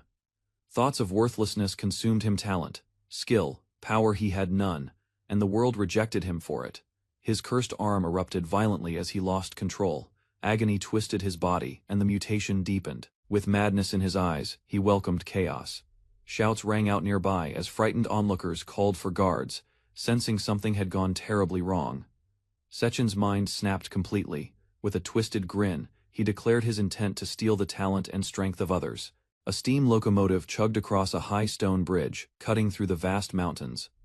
Inside the train, passengers sat in silence. A hooded figure rested near a window, while a girl with glasses sat beside him, her hands folded in her lap. Her expression was troubled as she whispered a name in her thoughts. Something lingered in her heart: regret, or perhaps a longing tied to someone named Vilnairby. A young girl cried out, holding up a broken doll. The head had detached, the dress torn. Her mother examined the damage, sighing at the lack of any tools to fix it. Without hesitation, the hooded man stood up. Calmly, he approached the girl, extending his hand. With a steady motion, the man placed his glowing hand over the broken doll. The doll, once damaged, now looked as if it had never been broken. The girl watched in awe, while the woman in glasses stared at his hand, visibly shaken by its familiar appearance. Amazement filled the passengers. The child clutched the restored doll, thanking him eagerly. Her mother offered gratitude, but the man brushed it off with modesty. He turned away with a soft smile, admitting he could never ignore someone in misfortune. It was simply part of who he was. Curiosity overcame the woman in glasses. She asked if he was the renowned blacksmith. Recognizing the craftsmanship of his golden hand, a memory surfaced in her mind. Vil's right hand once held a unique power. She stared at the stranger's hand, wondering if he shared the same ability. Standing before him, she hesitated, but apologized for the sudden request. Her tone was serious, her posture respectful. With resolve, she offered him a place in her merchant guild, asking if he would work under her banner. He tilted his head and smiled, casually recalling the rumors that her guild had been plagued with misfortune recently. Turning away, he declined with a soft apology, expressing no intent to join any organization no matter the offer. The cloaked man spoke softly, revealing he was on a journey, not of escape, but to create something meaningful. His words carried weight and purpose. Moved by his presence, the woman murmured how much he resembled Vil. She apologized, admitting her worries stemmed from carrying a child and lacking options. He paused, intrigued.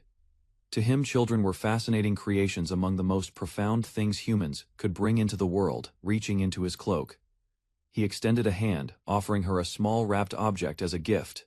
It was candy. He told her it would ease her spirit because he could never walk past someone in distress. She accepted the candy with hesitation, then placed it in her mouth. The sweet taste surprised her, and for a moment, she grew quiet. Suddenly, a vision opened before her eyes, a bright, dreamlike field of flowers swaying under a vivid sky. Joy welled up inside her. The burden she'd carried seemed to lift. Her eyes sparkled with warmth, feeling truly happy for the first time in a while. As the illusion faded, the man stood. He calmly informed her he would be getting off at the next stop. A concerned passenger questioned his early departure, but he reassured them with a smile, thanking them for their kindness before walking away. With a gentle tone, the man reminded the little girl to treasure her doll. His eyes peeked from beneath the cloak, warm and sincere. He waved goodbye as he exited the train. The girl and the others responded with cheerful farewells, noting how kind he was. Suddenly, a loud screech broke the peace. The girl with glasses, now standing alone, looked back in shock as the wind tore through the carriage. The train's engine slammed violently into the ground. Metal crumpled, and steam burst into the air with explosive force. Carriages twisted and shattered across the tracks. Wheels scattered. Flames erupted. Disaster had struck moments after the stranger's departure. Chaos engulfed the wreckage. Survivors stumbled through the debris, trying to help each other as wooden beams and shattered steel collapsed around them. From a distance, a dark figure approached the burning remains. Bodies lay motionless, smoke thick in the air. A sinister smile curled beneath the hood. He whispered of a tragedy crafted by his own hand, one born from the curse of Shichifukujin. Suddenly, a burst of wind scattered the smoke. A great bird-like dragon soared above, its wings cutting through the sky. Upon the dragon's back stood the boy, his eyes wide in disbelief. Before him unfolded a scene that demanded action and retribution. The boy looked down upon the devastation. The wreckage stretched across the land, broken cars buried under clouds of smoke and ash. A grim expression formed as he took in the scene. The destruction was worse than he had imagined. One of his companions asked if they should wait for the Imperial Rescue Squad to arrive. They discussed evacuating the injured first. Another voice interrupted, warning that delays could cost lives. They couldn't afford to hesitate in a situation like this. With resolve, the boy activated his golden hand. Light surged from his arm as he prepared to act swiftly and save lives. Dozens of magical circles appeared over the wreckage, each one glowing as they hovered above the fallen train cars. Each glyph locked onto a victim. They identified internal bleeding, head trauma, heart failure, even a pregnant woman among the injured. With his eyes shut tight, the boy analyzed all the data. Within moments, he fully grasped the extent of the casualties. With determination, he plunged his golden hand into the array. Energy surged, and the restoration magic ignited in full force. Pieces of debris lifted into the air under his control. The shattered remains began to realign and rebuild in midair. Those once lifeless began to stir. Bodies shifted, wounds closed, and shallow breaths returned. The dead were pulled back from the brink. Moments later, the train once wrecked stood whole again on the tracks. Its polished frame gleamed as if untouched by tragedy. A cat-eared girl leapt onto Vil, hugging him tightly. Her voice beamed with joy, praising him for restoring everything in a single sweep. He smiled humbly, suggesting his level might have increased, but said the true reward was seeing everyone smile again. Then, someone called out his name urgently. A new problem was about to begin. From the ground below, a girl gazed up at the descending dragon. Her eyes widened as it carried familiar figures through the sky. Vil and the woman with glasses stared in disbelief. The girl approaching was someone they hadn't expected to see. Her name fell from their lips in shock. She dropped to her knees and bowed deeply, her voice trembling as she apologized over and over. Emotion overwhelmed her. Tears streamed down the woman's cheeks. She whispered the girl's name again, shaken by the sudden reunion. Without judgment, Vil stepped forward and extended his hand, silently inviting her to stand again. With tears still in her eyes, the woman stated that all passengers would need thorough checkups at the Imperial Hospital. Calm yet firm, ordered that Shirikal be transported first due to her pregnancy. His priority was clear. Suddenly the woman dropped to her knees in front of him. She confessed her mistake, the weight of her guilt too much to contain. She continued apologizing as her body collapsed forward. Vil stood frozen, unsure how to respond to the sight of her breaking down. As the evacuation began, Vil instructed the team to prioritize women and children, ensuring the others waited for the next rescue wave. Vil stood silently, watching the dragon depart into the sky. A calm expression masked the weight of everything that had happened. Turning to the restored train, he muttered a thought to himself. The surface was pristine, but something about it still felt wrong. Examining the wheels, he noticed no physical tampering. The tracks were clear. There had been no natural reason for the derailment. He stepped inside one of the carriages. His companion followed, concerned by his sudden change in demeanor. Inside, the air was thick with residue. Vil narrowed his eyes. Something or someone had left behind magical traces. Vil asked his companion if she could see the black haze lingering in the train. She looked confused. There was nothing visible to her, realizing he was the only one who could see it. Vil followed the trail of dark energy as it extended outward from the carriage. The ominous mist reached far across the landscape. Images of the wounded flickered in his mind, stirring unease within him. He suddenly remembered the doll, the one he had repaired. Now it lay still again, strangely unsettling, as if cursed. Without hesitation, Vil launched into motion. He ordered his companion to return to the capital immediately. Through a swirl of teleportation energy, Vil stepped out, carrying the unconscious fox-eared girl in his arms. Smoke rose in the distance as a large hospital came into view.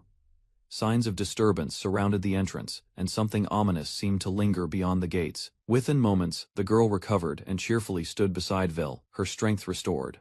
Upon entering, Vil noticed a strange mist trailing through the halls. Despite its presence, none of the people inside appeared to sense the growing threat. Suddenly, a girl spotted Vil rushing up the stairs and called out his name in surprise. Vil stopped before a sealed door, thick fog curling at his feet. His sharp instincts told him this was the origin point of the disturbance spreading through the hospital. With cautious steps, he pushed the door open. A dense black mist poured out from the room. A faint figure came into view. A young girl sat beside a bed, enveloped in darkness. The girl stood motionless, her eyes blank. A lifeless woman lay beside her. Quietly, the child muttered that her mother had stopped moving. Vil held back, studying the strange object in the girl's hand. His companion tried to approach, but he warned her to stop. A terrifying presence emerged. The doll in the girl's arms transformed, revealing a grotesque face with glowing eyes and twisted hair, pulsing with cursed energy. Recognized the threat. He explained it was a cursed item, similar to the Lion Guardian's curse, known to bring misfortune and corruption to its surroundings. As Vil approached and asked for the doll, the girl clutched it tighter, refusing. Softening his tone, Vil reassured her. He claimed he was a doctor, one who could treat dolls, and understood her worry. With calm determination, he told her the doll was suffering in its current state. Vil promised to heal it, offering hope in place of fear. Vil gently inspected the cursed doll, dismayed at how something cherished by a child had been twisted into a vessel of malice.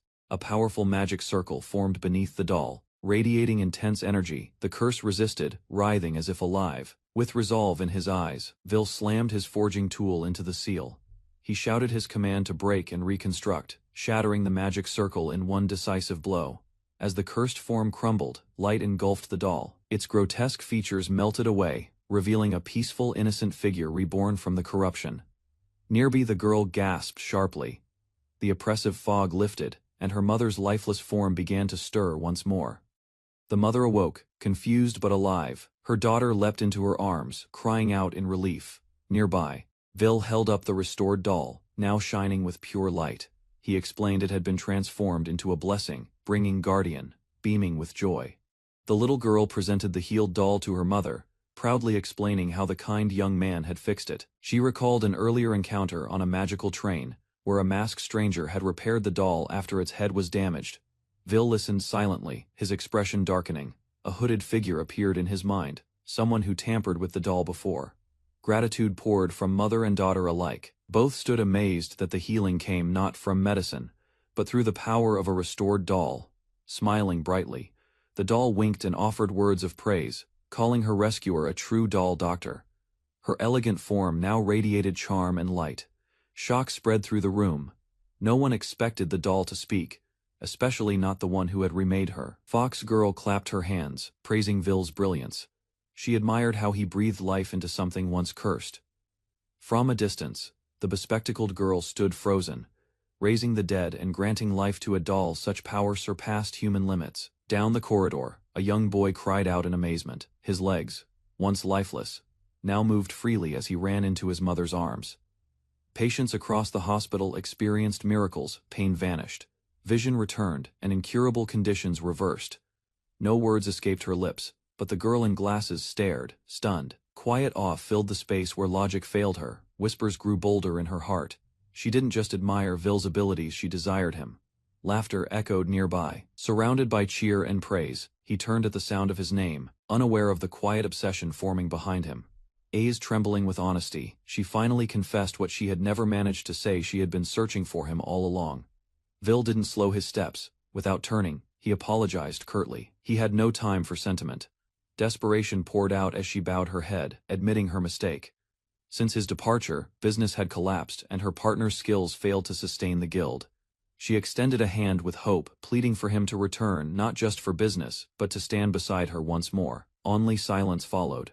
Then came his answer, short, cold, and final. He refused, feigning confusion. She questioned his anger, her tone light but her eyes sharp behind the lenses.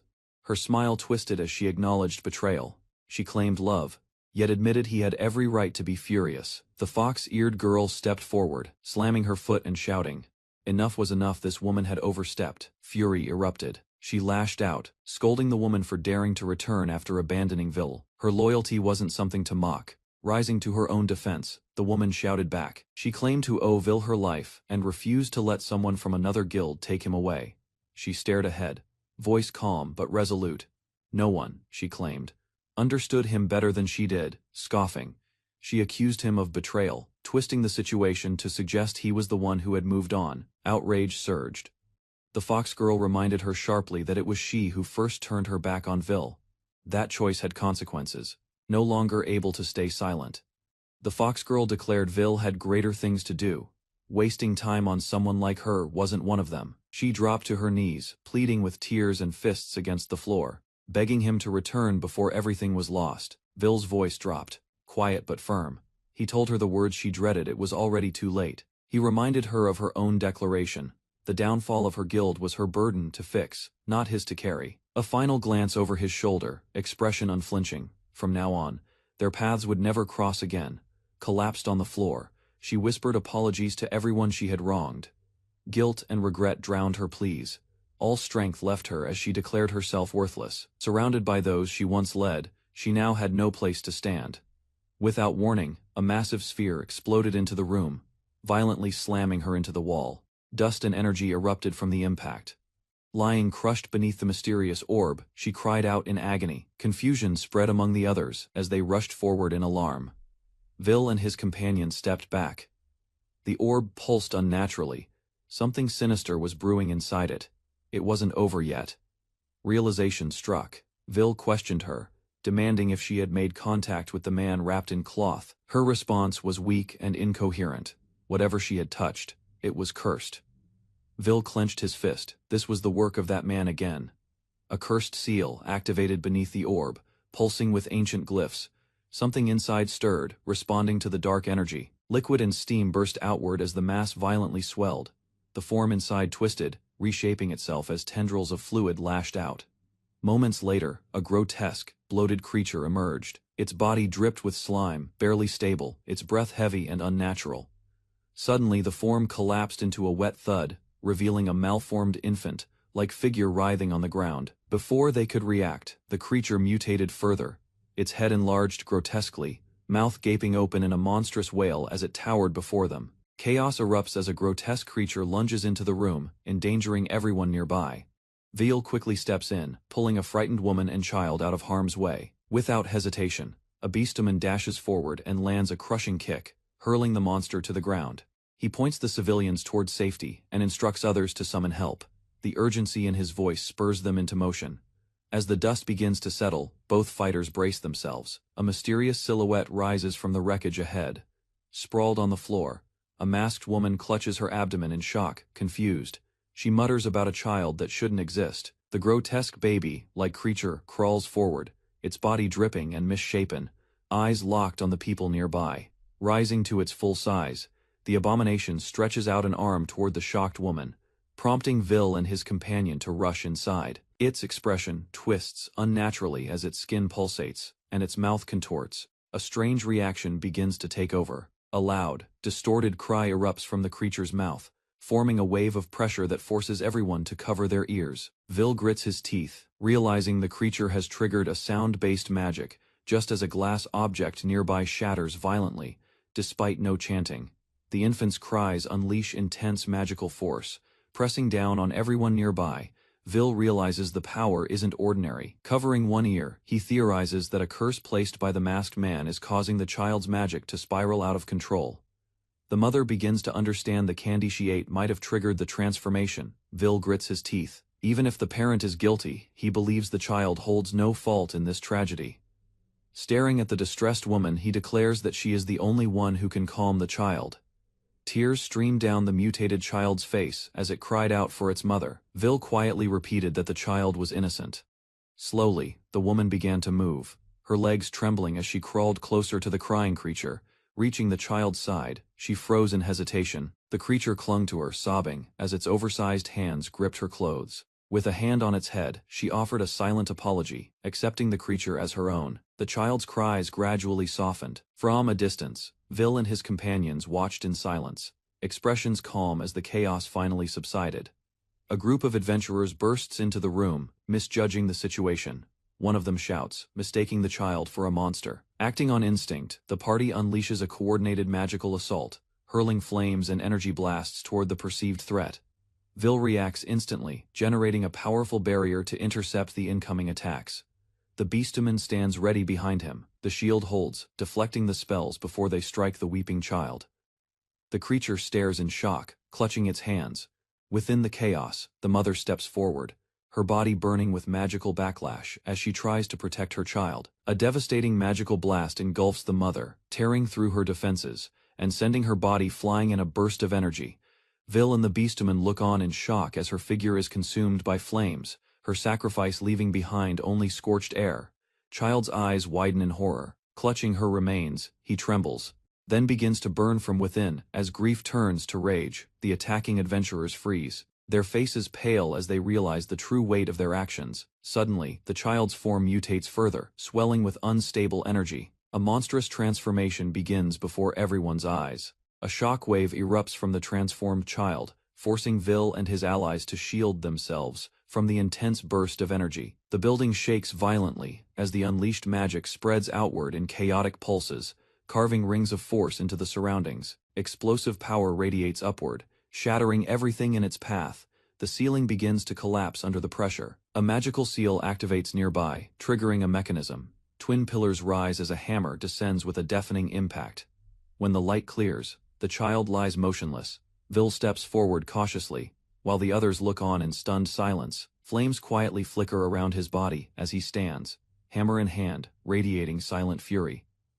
Confusion spreads among the others as they realize everything has reverted to normal. Eyes blazing, he explodes with anger, demanding to know what they were thinking attacking a helpless child. Startled by the outburst, the group stumbles back in fear. Without a word, he and his companion walk past them, ignoring their rushed apologies. From the floor, the woman groans, struggling to sit up. Pain lingers, but so does awareness of who helped her. Crawling forward, a smiling baby reaches for her, eyes sparkling with recognition. Joy softens her expression, hands trembling. She stares in disbelief at the child, now fully human. Warmth floods her eyes as relief sets in. Smiling brightly, the baby seems peaceful, no trace of the monstrous form remains. Confidence shines in Vil's calm gaze, as he notes the magic is now dormant. Behind them, her voice calls out, asking him to wait. He continues walking, steps steady, beside his companion. Tears held back, she thanks him with a gentle smile for protecting her child from beginning to end.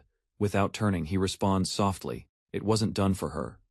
Softly, she apologizes for her past mistakes. Gratitude fills her voice as she watches him walk away in silence. Cradling her child, she speaks gently about going home where loved ones wait. The baby giggles, unaware of the chaos that had passed. Elsewhere, in a quiet prison beneath the capital, guards escort someone through stone halls toward a cell. A heavy lock clicks shut. Slumped on the cold floor, a woman listens as the guard warns her to stay put until bail is paid. From the next cell, a wild-haired man mutters to himself, claiming talent, ignoring the scoffs of a hardened inmate nearby. Dark robes rustle as a mysterious figure approaches, speaking with quiet pity. No one, he says, notices the effort of the desperate twisted by envy and frustration. The prisoner lashes out, screaming for power and talent that was never his. Arms flail as he demands even stronger items. The hooded man reminds him that everything possible has already been given. Images of those he resents swirl in his mind. Rage boils over as he vows to steal everything from those who mocked him. A monstrous arm bursts from his side. Screams echo through the cell block as panic spreads among the prisoners. Stone explodes outward from the prison wall, sending debris and smoke into the sky. Civilians freeze mid-step as chaos erupts. From the rubble, a monstrous figure launches skyward, now wielding brutal weapons with twisted arms. Below, he shouts his goal to steal everyone's hands. Far above the city, the cloaked figure floats, watching gleefully. He prepares to witness the destruction unfold with satisfaction. Panic spreads through the streets. Citizens scream and scatter as buildings tremble under incoming shockwaves. Adventurers regroup. One of them recognizes the attacker, an unstable fraud, once dismissed. With a shout, they move to intercept him mid-air. Weapons and spells clash in mid-air as multiple adventurers launch a counterattack. Surprise flashes across the enemy's face as they break formation. He retaliates violently, one after another. Attackers are flung to the ground. Cries erupt, skills vanish, arms limp and useless. Hovering above, he laughs maniacally. The arms of his victims hang bound to grotesque clouds, stolen and absorbed. Simone Nu drops into the fray from above. Her blade gleams as momentum whips her cloak forward. Steel arcs clean through the corrupted mass. Her presence cuts through the madness like a cold wind. Confusion crosses his face. One of his monstrous arms suddenly drops to the ground, severed and motionless. Eyes narrow. The woman steps forward with resolve. As an S-rank guild master, protecting this city is her duty. Something pierces her shoulder. She looks down, stunned, as blood begins to spill. In a flash, the enemy's corrupted mass latches onto her arm. Resistance fades as she's overwhelmed by its grip. Grinning wickedly, he claims her strength as his own. Her stolen arm twists into another weapon under his growing monstrosity. A peaceful town rests deep within the mountains, unaware of the ruins nearby where something tragic unfolds. Amid the shattered stone and rubble, a faint cry rises. Close by, a woman stumbles across a child trapped beneath collapsed rocks. Desperately, she stretches out her hand, her urgency growing with each second. Without warning, a monstrous figure emerges, its twisted body towering above them. Covered in grotesque growths, it steps forward with unsettling confidence. The woman raises her blade in defense, positioning herself between the child and the beast. The creature jeers, unfazed by her resistance. In a violent display of power, it strikes the ground, unleashing a massive impact that shatters earth and air alike. The monster stared in confusion at the massive crater it had just created. Its triumphant grin faded as it sensed something had gone wrong. A strange energy swirled in the air as a lone figure stepped through the smoke. The blacksmith had arrived, his presence calm yet commanding. Kneeling beside the rescued girl, he offered reassurance. Her wounds were healed, and safety was finally within reach. The monster roared in rage, its face contorted with hatred. It screamed the blacksmith's name, unleashing its fury. Calmly observing the destruction, the man confirmed the truth. Everything that happened here was the creature's doing.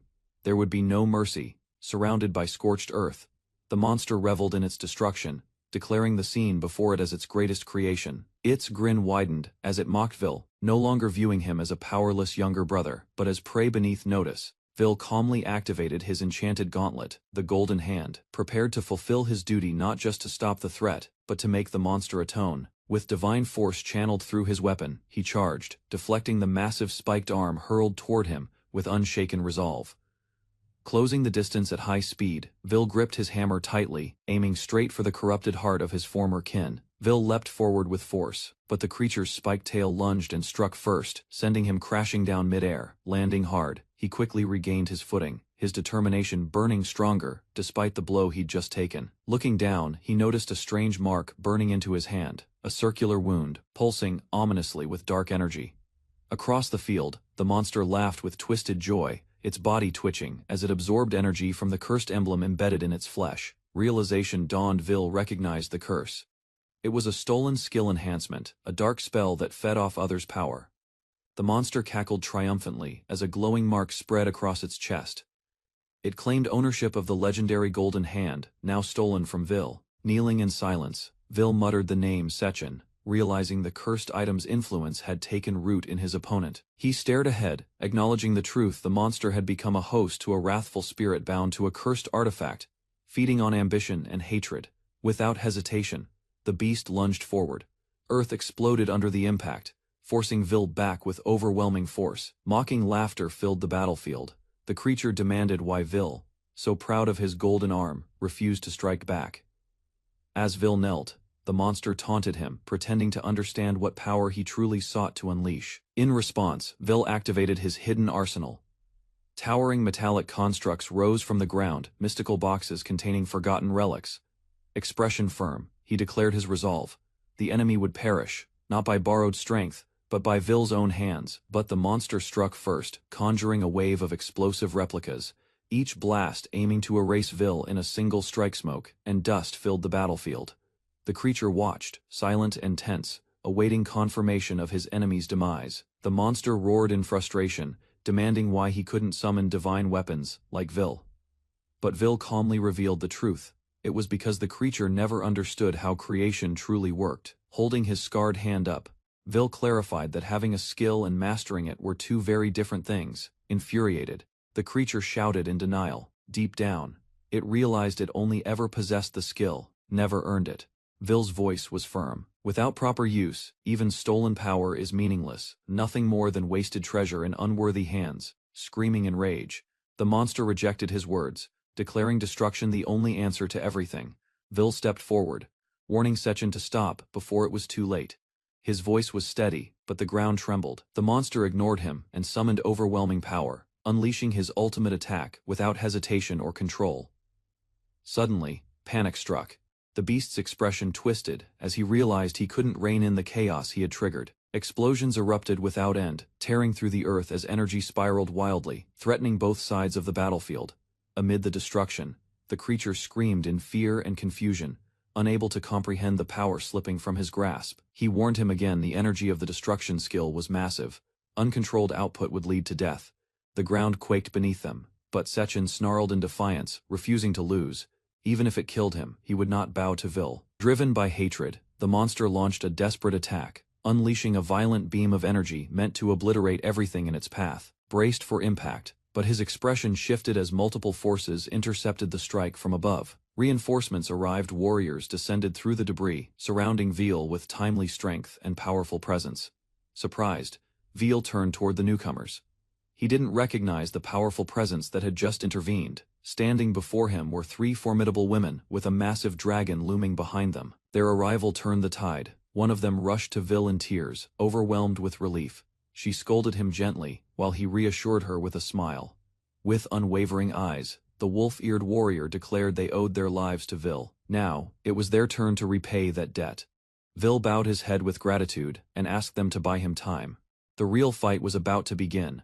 The three warriors pledged themselves to Vil without hesitation, vowing to protect him even at the cost of their lives. With a battle cry, they charged forward. Vil remained behind, entrusting them with the front lines as the monster towered ahead. Magic and steel clashed against darkness. Explosions lit the battlefield as the trio launched their coordinated assault. Together, they unleashed powerful elemental attacks, ice rising like mountains, blades flying with precision, and whips crackling with thunderous energy.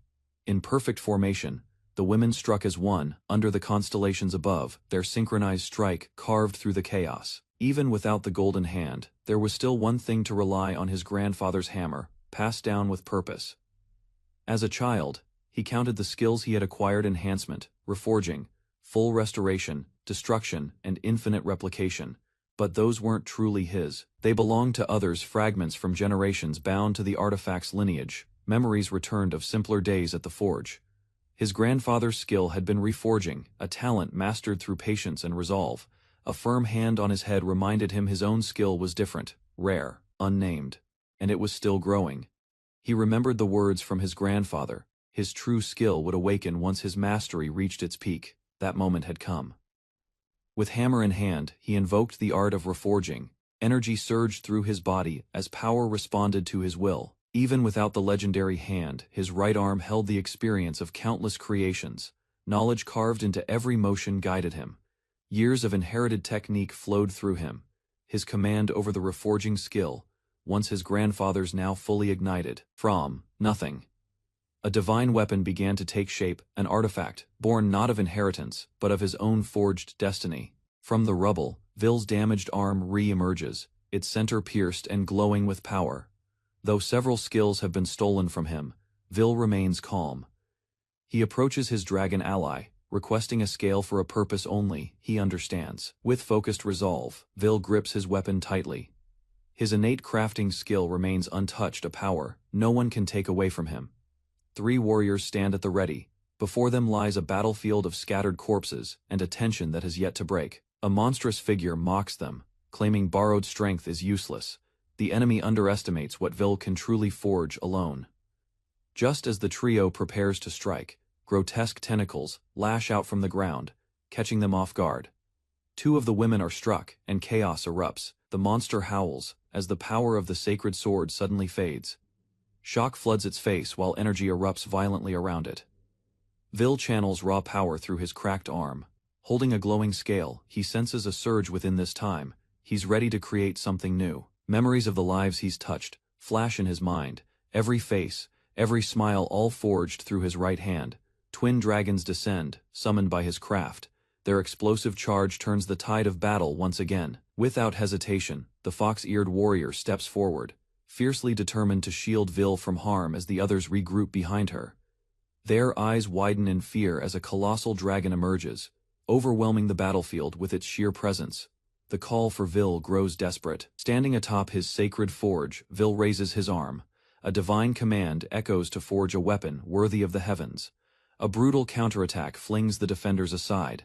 The enemy, unrelenting, proclaims his intent to seize everything. From the sky, Vil descends with divine fury. With a blinding strike, he drives a massive hammer into the earth, shattering the battlefield.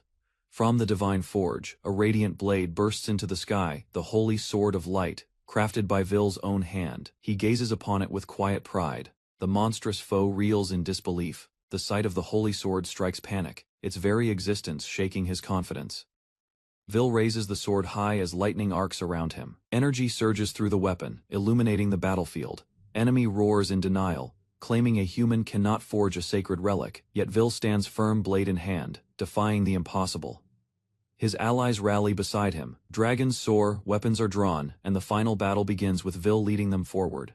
Relief spreads as the girls confirm their wounds are healed. Vil's miraculous power even restored what was once lost. Holding the holy sword, Vil unleashes its divine ability, a power that negates all destruction, undoing the chaos wrought by the enemy. But the monstrous foe retaliates in panic, launching a devastating attack that threatens to consume everything in its path. Leaping into the sky, Vil gathers light around his blade.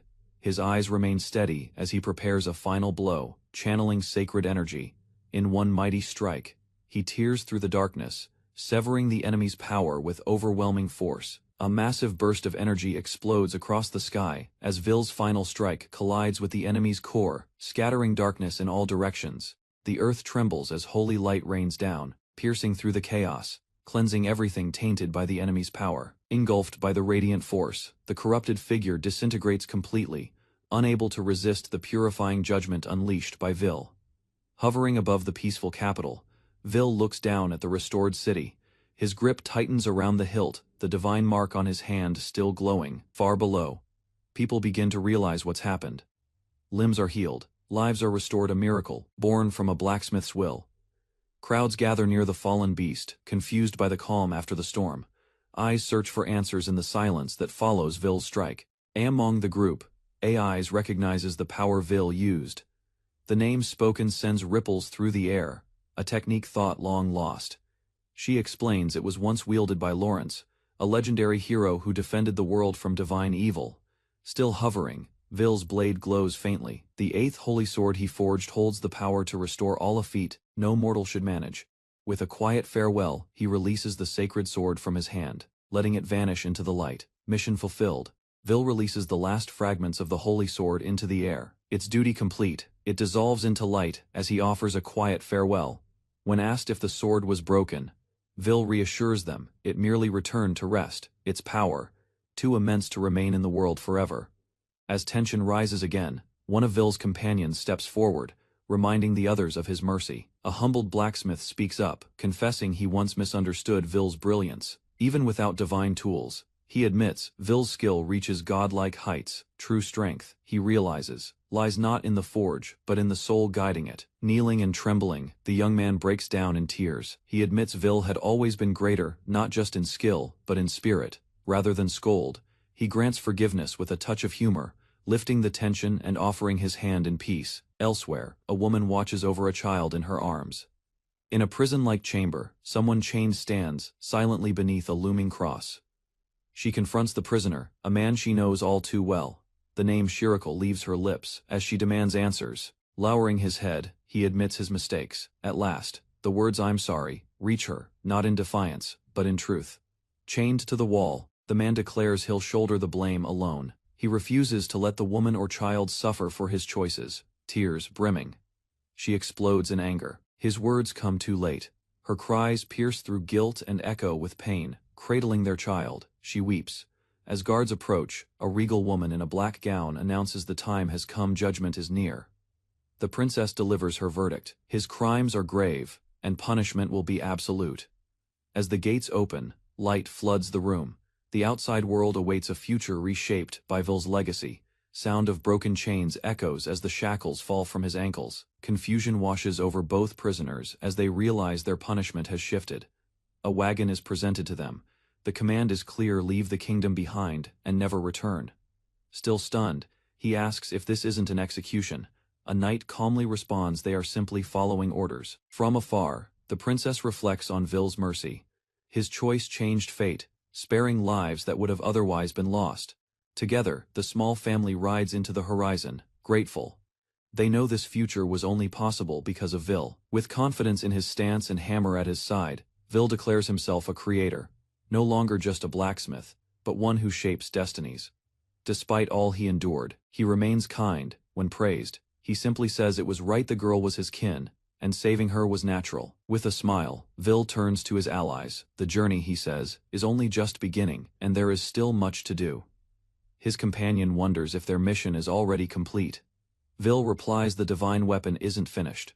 Looking back with a grin, he states, there's still so much more he wants to create. As Vil and his companion head toward the gates, someone watches from a distant tower. A woman recognizes them and prepares to approach. She walks forward, speaking as if destiny has finally aligned. Vil, she believes, is the one capable of fulfilling her long-awaited wish. Her goal is clear: she seeks the completion of the Hapusai. Panic surged as the beastman couple dashed through the cave, the father's arms wrapped tightly around their daughter. Upon reaching a narrow gap between rocks, the parents quickly hid the girl.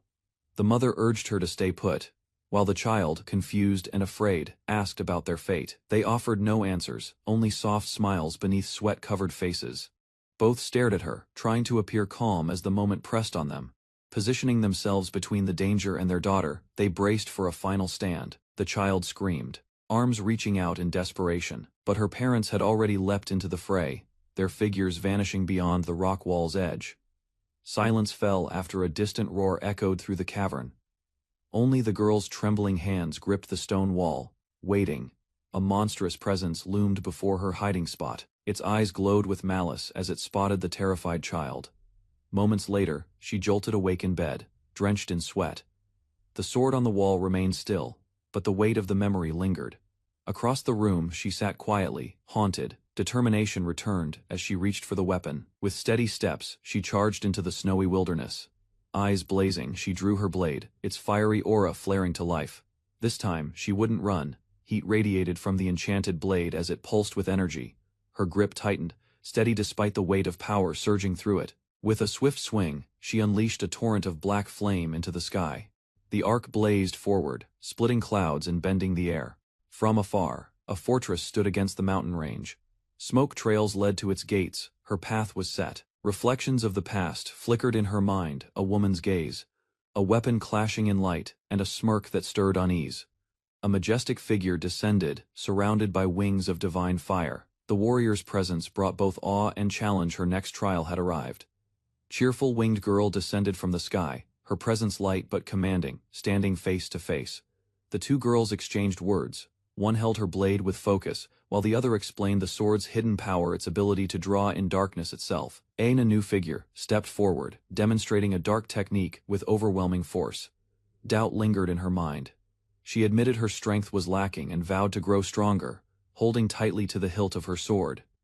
From a distance, a young man approached with a smile. After spending weeks inside the workshop, he finally returned ready to show what he had mastered. Despite her effort, she realized she hadn't made it in time. Still, she stood tall, greeting the returning blacksmith with a composed smile. Her eyes narrowed as she stared into the reflection on her blade. A quiet vow formed: she would become stronger, for the sake of confronting the one she resented. Meanwhile, he stretched lazily beneath the morning light, unaware of the tension that still lingered in her chest. With a casual wave, he greeted her warmly. Light shimmered across her leg, revealing a new glowing mark. The others noticed it immediately. The radiant sword-shaped sigil marked her connection to a divine weapon forged by the creator himself.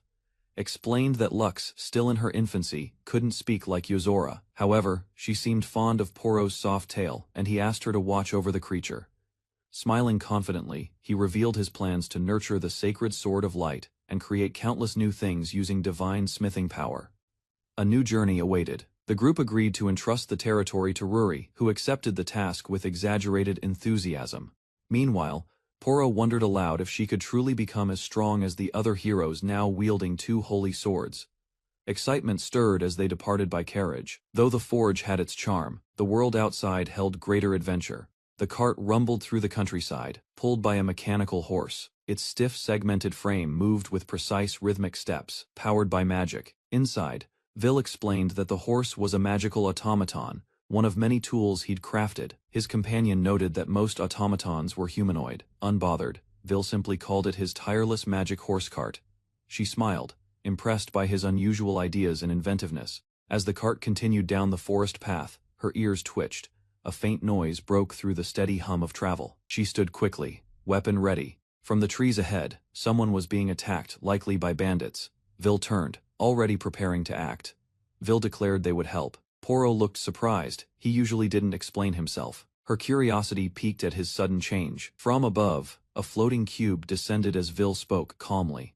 If someone was in trouble, helping them was the obvious choice. A revolver emerged from the box. Porro picked it up with wide eyes, confused by its appearance and purpose. Grinning, Vil aimed the weapon. It was a modified model he had created himself, one capable of reversing cause and effect. He fired. The shot landed perfectly. Even from that distance, he hit his mark, leaving Porro stunned by his precision. With a calm smile, Vil announced the job was done. His custom revolver still smoked, having fired multiple shots in rapid succession. Below, the attackers lay unconscious. Every shot had landed perfectly. Porro, stunned, realized none of the targets had been killed. They were only subdued. Vil explained the gun's function. It reversed cause and effect. Targets were hit, not because he aimed, but because they were meant to be hit. Though the concept confused her, Porro praised the weapon's accuracy and design. Her awe was clear. Suddenly, a hooded figure emerged from the shadows. Vil rushed forward and caught the collapsing stranger in his arms. The figure, cloaked and weakened, seemed to have been attacked by bandits. Using one of his crafted healing devices, Vil restored the stranger's strength. The woman rose steadily, her wounds fully healed. To their surprise, she revealed her identity: Ragdoll, third princess of the Beastkin Kingdom. Recognizing Vil as the sacred swordsmith, she bowed respectfully. Distressed, Ragdoll begged for his help. Her mother's holy sword was in crisis, and her homeland stood on the brink of ruin. At the word sacred sword, Porro's thoughts turned elsewhere. Another hero, another wielder. A memory or warning stirred within her. Porro blinked, surprised by how quickly he accepted the mission. He gently reassured her. After all, he'd long handled the maintenance of the Beastkin Kingdom's sacred sword. Holding his hammer, Vil spoke with calm conviction. Fixing things was his creed as a craftsman. If the sword broke, the wielder would worry too. Porro echoed his words softly. One heart with the sacred sword. The idea resonated deeply within her. Then, Vil revealed a rare teleportation crystal. With it, they could travel anywhere instantly. Vil explained that he had modified the crystal to allow group teleportation. The others listened, impressed but cautious. With energy and certainty, Vil activated the crystal. The trio was instantly enveloped in light, vanishing toward the Beastkin Kingdom. They landed in dense vegetation. Vil emerged from the bushes, surprised by the wild surroundings. It was different than he remembered. In the distance stood a colossal tree dominating the landscape. The sheer size of it left them speechless. Vil traveled through a dense forest with his companions, moving toward the eastern beastfolk land hidden beyond the mountains and ancient trees. A map revealed the region's peaceful nature, where conflicts rarely occurred and villages thrived with steady rivers and fertile greenery. Elsewhere, a sacred sword emitted unstable light, spreading powerful energy that hinted at an ancient disturbance, threatening the calm land. Vil sensed the weapon's abnormal state and realized its condition differed from any blade he had ever repaired. Later, a mysterious magician arrived at the capital, her presence linked to the growing instability surrounding the sacred sword. A mysterious figure entrusted Vil with maintaining the sacred water sword. Trust in his skill placed a heavy responsibility on his shoulders. Soon after, the sword's power surged uncontrollably, flooding the land with violent water. Forests twisted, buildings collapsed, and the kingdom fell into ruin. Vil listened to the truth about the cause behind the disaster. He understood that someone had misused the sacred weapon, turning its purpose toward destruction.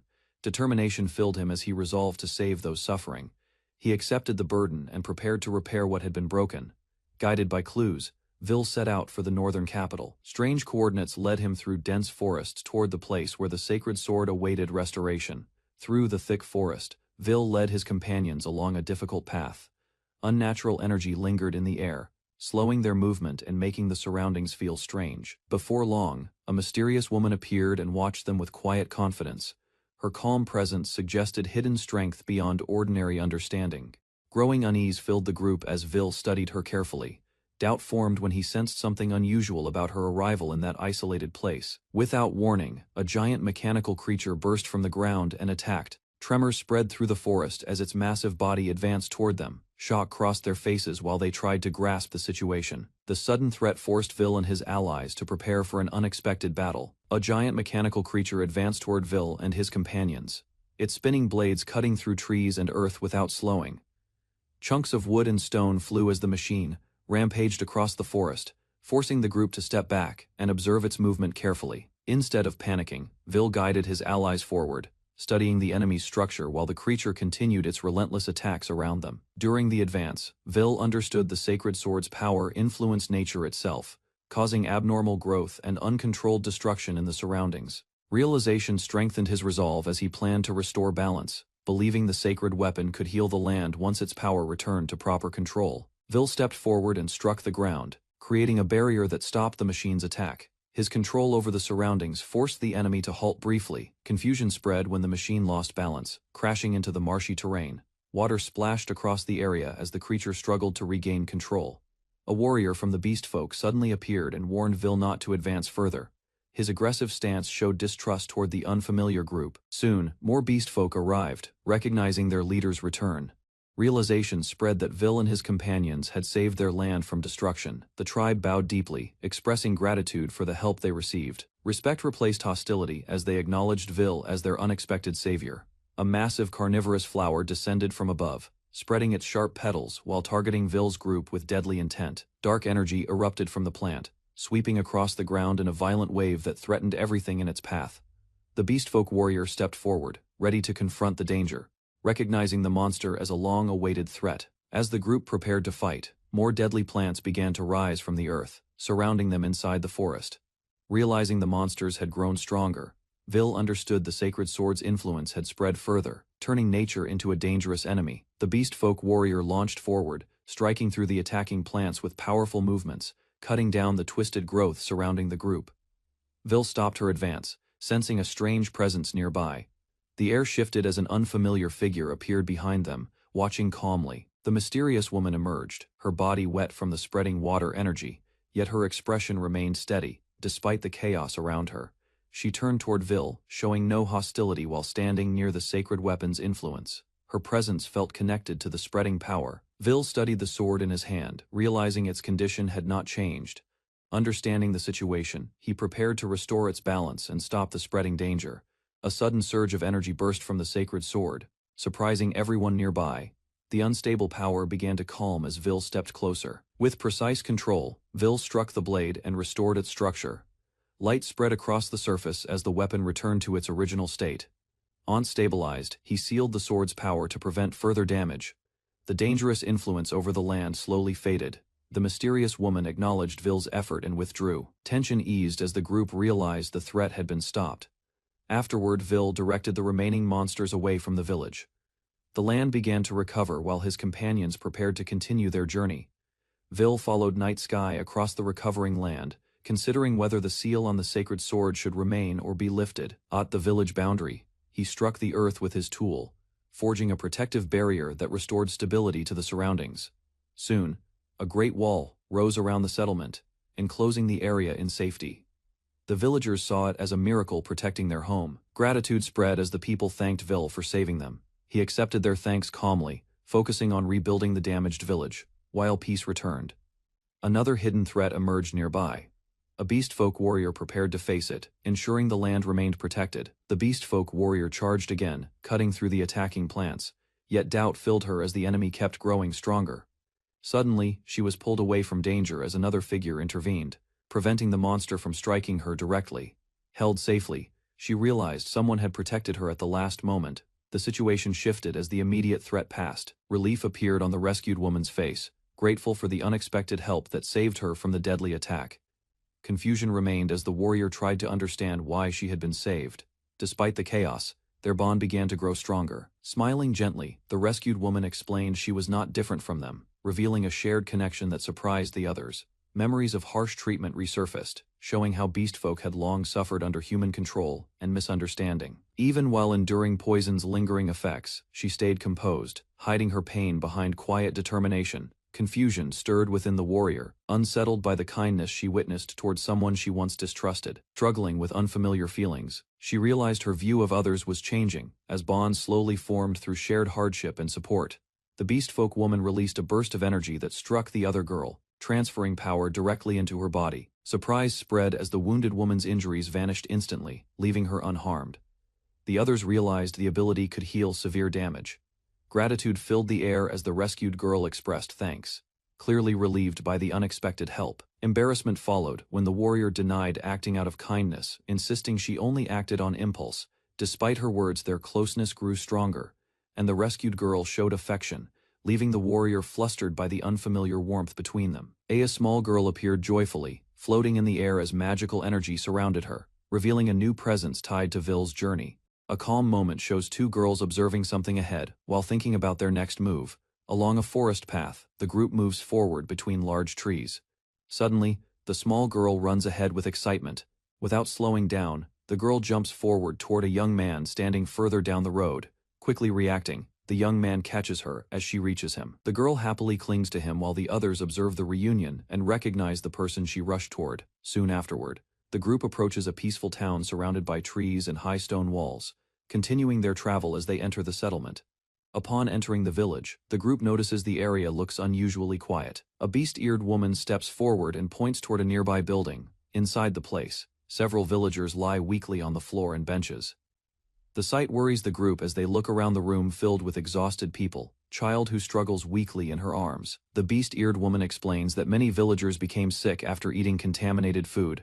Understanding the seriousness of the situation, she turns toward the young man and requests his help. After hearing the explanation, the group realizes his abilities may be the fastest way to help the suffering villagers and restore the town. Her presence signals that he is about to begin using his ability to address the village's problem. Floating lightly through the air, the tiny girl moves with excitement. Her sudden motion draws the attention of the beast-eared companion, leaving her visibly puzzled. A glow begins to gather above Vil's palm. Moments later, the light condenses into the shape of a brilliant sword, astonishing everyone nearby. Without hesitation, Vil places the newly formed weapon into the beast-eared girl's hands. Confusion spreads across her face as she struggles to understand why she was chosen. From behind, Vil calmly steadies her shoulders and guides her stance, encouraging her to stay relaxed while holding the sword. The beast-eared girl suddenly loses balance as energy reacts through the sword. Nearby, a woman forms a glowing pattern in her hand. Above the scene, the small floating girl appears larger and guides the moment. The beast-eared girl stands below while power gathers through the weapon she holds. With closed eyes, she concentrates while trying to follow the instructions. The floating girl encourages the process as the beast-eared girl attempts to control the energy. Energy surges strongly as the girl releases the gathered power. The others nearby watch the sudden burst as the attack moves forward. However, the force quickly drains her strength. The beast-eared girl collapses forward as the power fades, leaving her exhausted from the attempt. Inside a quiet room, Vil sits beside the bed, where the beast-eared girl rests after collapsing from exhaustion. Regret fills her expression as she sits on the floor, feeling responsible for the failed attempt. She lowers her head and apologizes to Vil for the outcome. Later, they step outside into the town square. Children suddenly run toward the beast-eared girl and surround her with excitement. Behind them, many villagers gather with smiles. Their illnesses have disappeared, and they thank the group for saving them. Hearing the praise, the beast-eared girl looks surprised, realizing the effort still helped the village despite her collapse. Vil gently places his hand on the beast-eared girl's head, reassuring her after the earlier incident. Doubt fills her mind as she questions why people call her a hero when she could not fully control the sacred sword. Suddenly, loud warnings echo from the town walls. Guards and villagers notice a massive creature approaching from the forest. A gigantic dragon-like monster rises beyond the walls, smashing through the defenses as it advances toward the settlement. The enormous creature releases a destructive attack that explodes across the area, sending a violent shockwave toward the town. After the violent attack, the group notices a glowing barrier surrounding the town. The beast-eared woman looks shocked, realizing a sacred defensive barrier has suddenly appeared to block the monster's strike. He calmly explains the source of the protection. The others stare, in disbelief, when he reveals that he was the one who created the barrier device. Attention turns to a large crystal placed nearby. The group studies the shining magic stone, surprised by its unusual size and power. The woman explains that such barrier devices normally require massive structures and far greater space. Vil then reveals that he redesigned the original Imperial barrier system and compressed it into a much smaller device, crystal between his fingers, and explains that it is a special mineral capable of storing magical energy. The others gather around him as he continues describing how the crystal becomes the core of the barrier system, using a magnifying lens. One of them studies the crystal closely. Tiny patterns and symbols can be seen engraved across the surface. Those markings form a magic circuit that controls how energy flows through the stone. The design allows magical power to move safely through the structure. Vil explains that carving the proper formula into the crystal allows the sacred barrier to function. The barrier device can be activated. The group listens as he describes how the magic stone works with the engraved pattern. He then admits that creating such items easily is only possible because of his rare crafting ability. After everything is settled, the villagers gather to thank them for protecting the town. The group prepares to leave while the people wave and express their gratitude. Vil stands confidently as the wagon begins to move, announcing that their next destination will be the royal capital far away. The grand capital city rises among mountains and forests, waiting for their arrival. Deep within ruined stone structures, thick roots and dark vines spread through the broken arches. At the center of the ruin, a mysterious woman stands while twisted roots wrap around her body. Farther inside the forest, the woman appears suspended within a massive web of vines. The strange growth covers the surroundings and spreads across the ancient structure. Soon after, a tall man steps forward through the flooded ruins. Markings on his arm reveal that he possesses unusual power as he observes the strange scene. With a confident smile, the man introduces himself respectfully before the woman, showing loyalty while announcing his name. Within the tangled ruins, the mysterious woman rests against the massive roots while holding a strange staff connected to the vines. Standing nearby, the long-haired man listens, while she explains that the sword was forced into uncontrolled use during an experiment. With quiet confidence, the woman predicts that someone will soon arrive who can fix the broken blade. A faint smile spreads across the man's face as he acknowledges the plan and speaks about another figure connected to their scheme. Raising his hand, he activates a glowing device, releasing powerful energy as he decides to push the unstable experiment even further. Inside the ruined structure, the woman unleashes power through the staff connected to the vines. Dark vines tighten around her body as the power spreads. While enduring the strain, she focuses on one person in her thoughts, sensing that Vil is approaching the place. A violent surge of energy erupts across the land as a radiant figure clashes with a monstrous force. Power spirals downward, tearing through earth and sky. From a distant height, a long-haired man observes the devastation with calm satisfaction. Below him, the capital trembles as shock waves ripple across fields and walls. His gaze fixes on the unfolding chaos. Inside a chamber, a noble woman feels sudden unease, tightening her chest. Seated nearby, Vil and his companions sense the disturbance approaching their location. The group reacts immediately, turning toward the source as tension fills the room. Awareness spreads among them that something dangerous draws closer. Outside, the sky fractures with thunderous force. Lightning crashes upon the outskirts, shaking the battlefield where destruction continues to descend. A towering wooden creature rises above the ruined outskirts, its body twisted like ancient roots. In its grasp, a staff crowned with a glaring eye gathers swirling energy. The air vibrates as waves surge outward. Vil steps forward, recognizing the overwhelming presence behind the attack. Beside him, his companions sense the same ominous force spreading through the sky.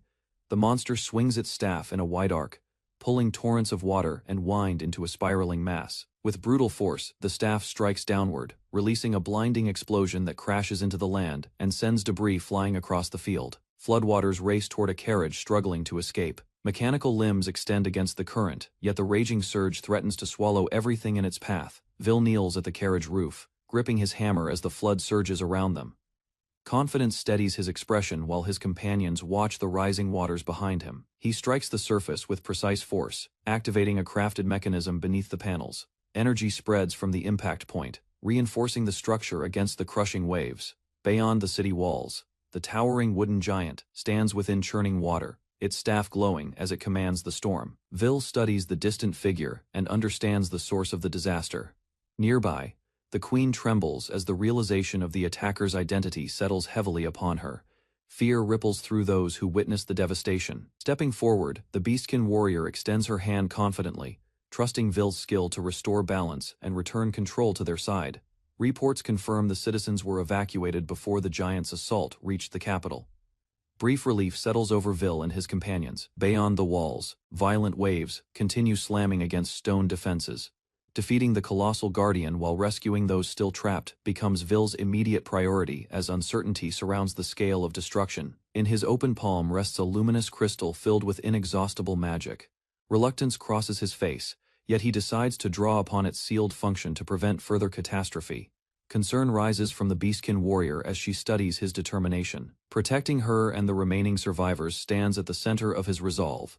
With calm conviction, Vil announces his plan to wield sacred light to save the injured, waiting only for confirmation before stepping into the battlefield.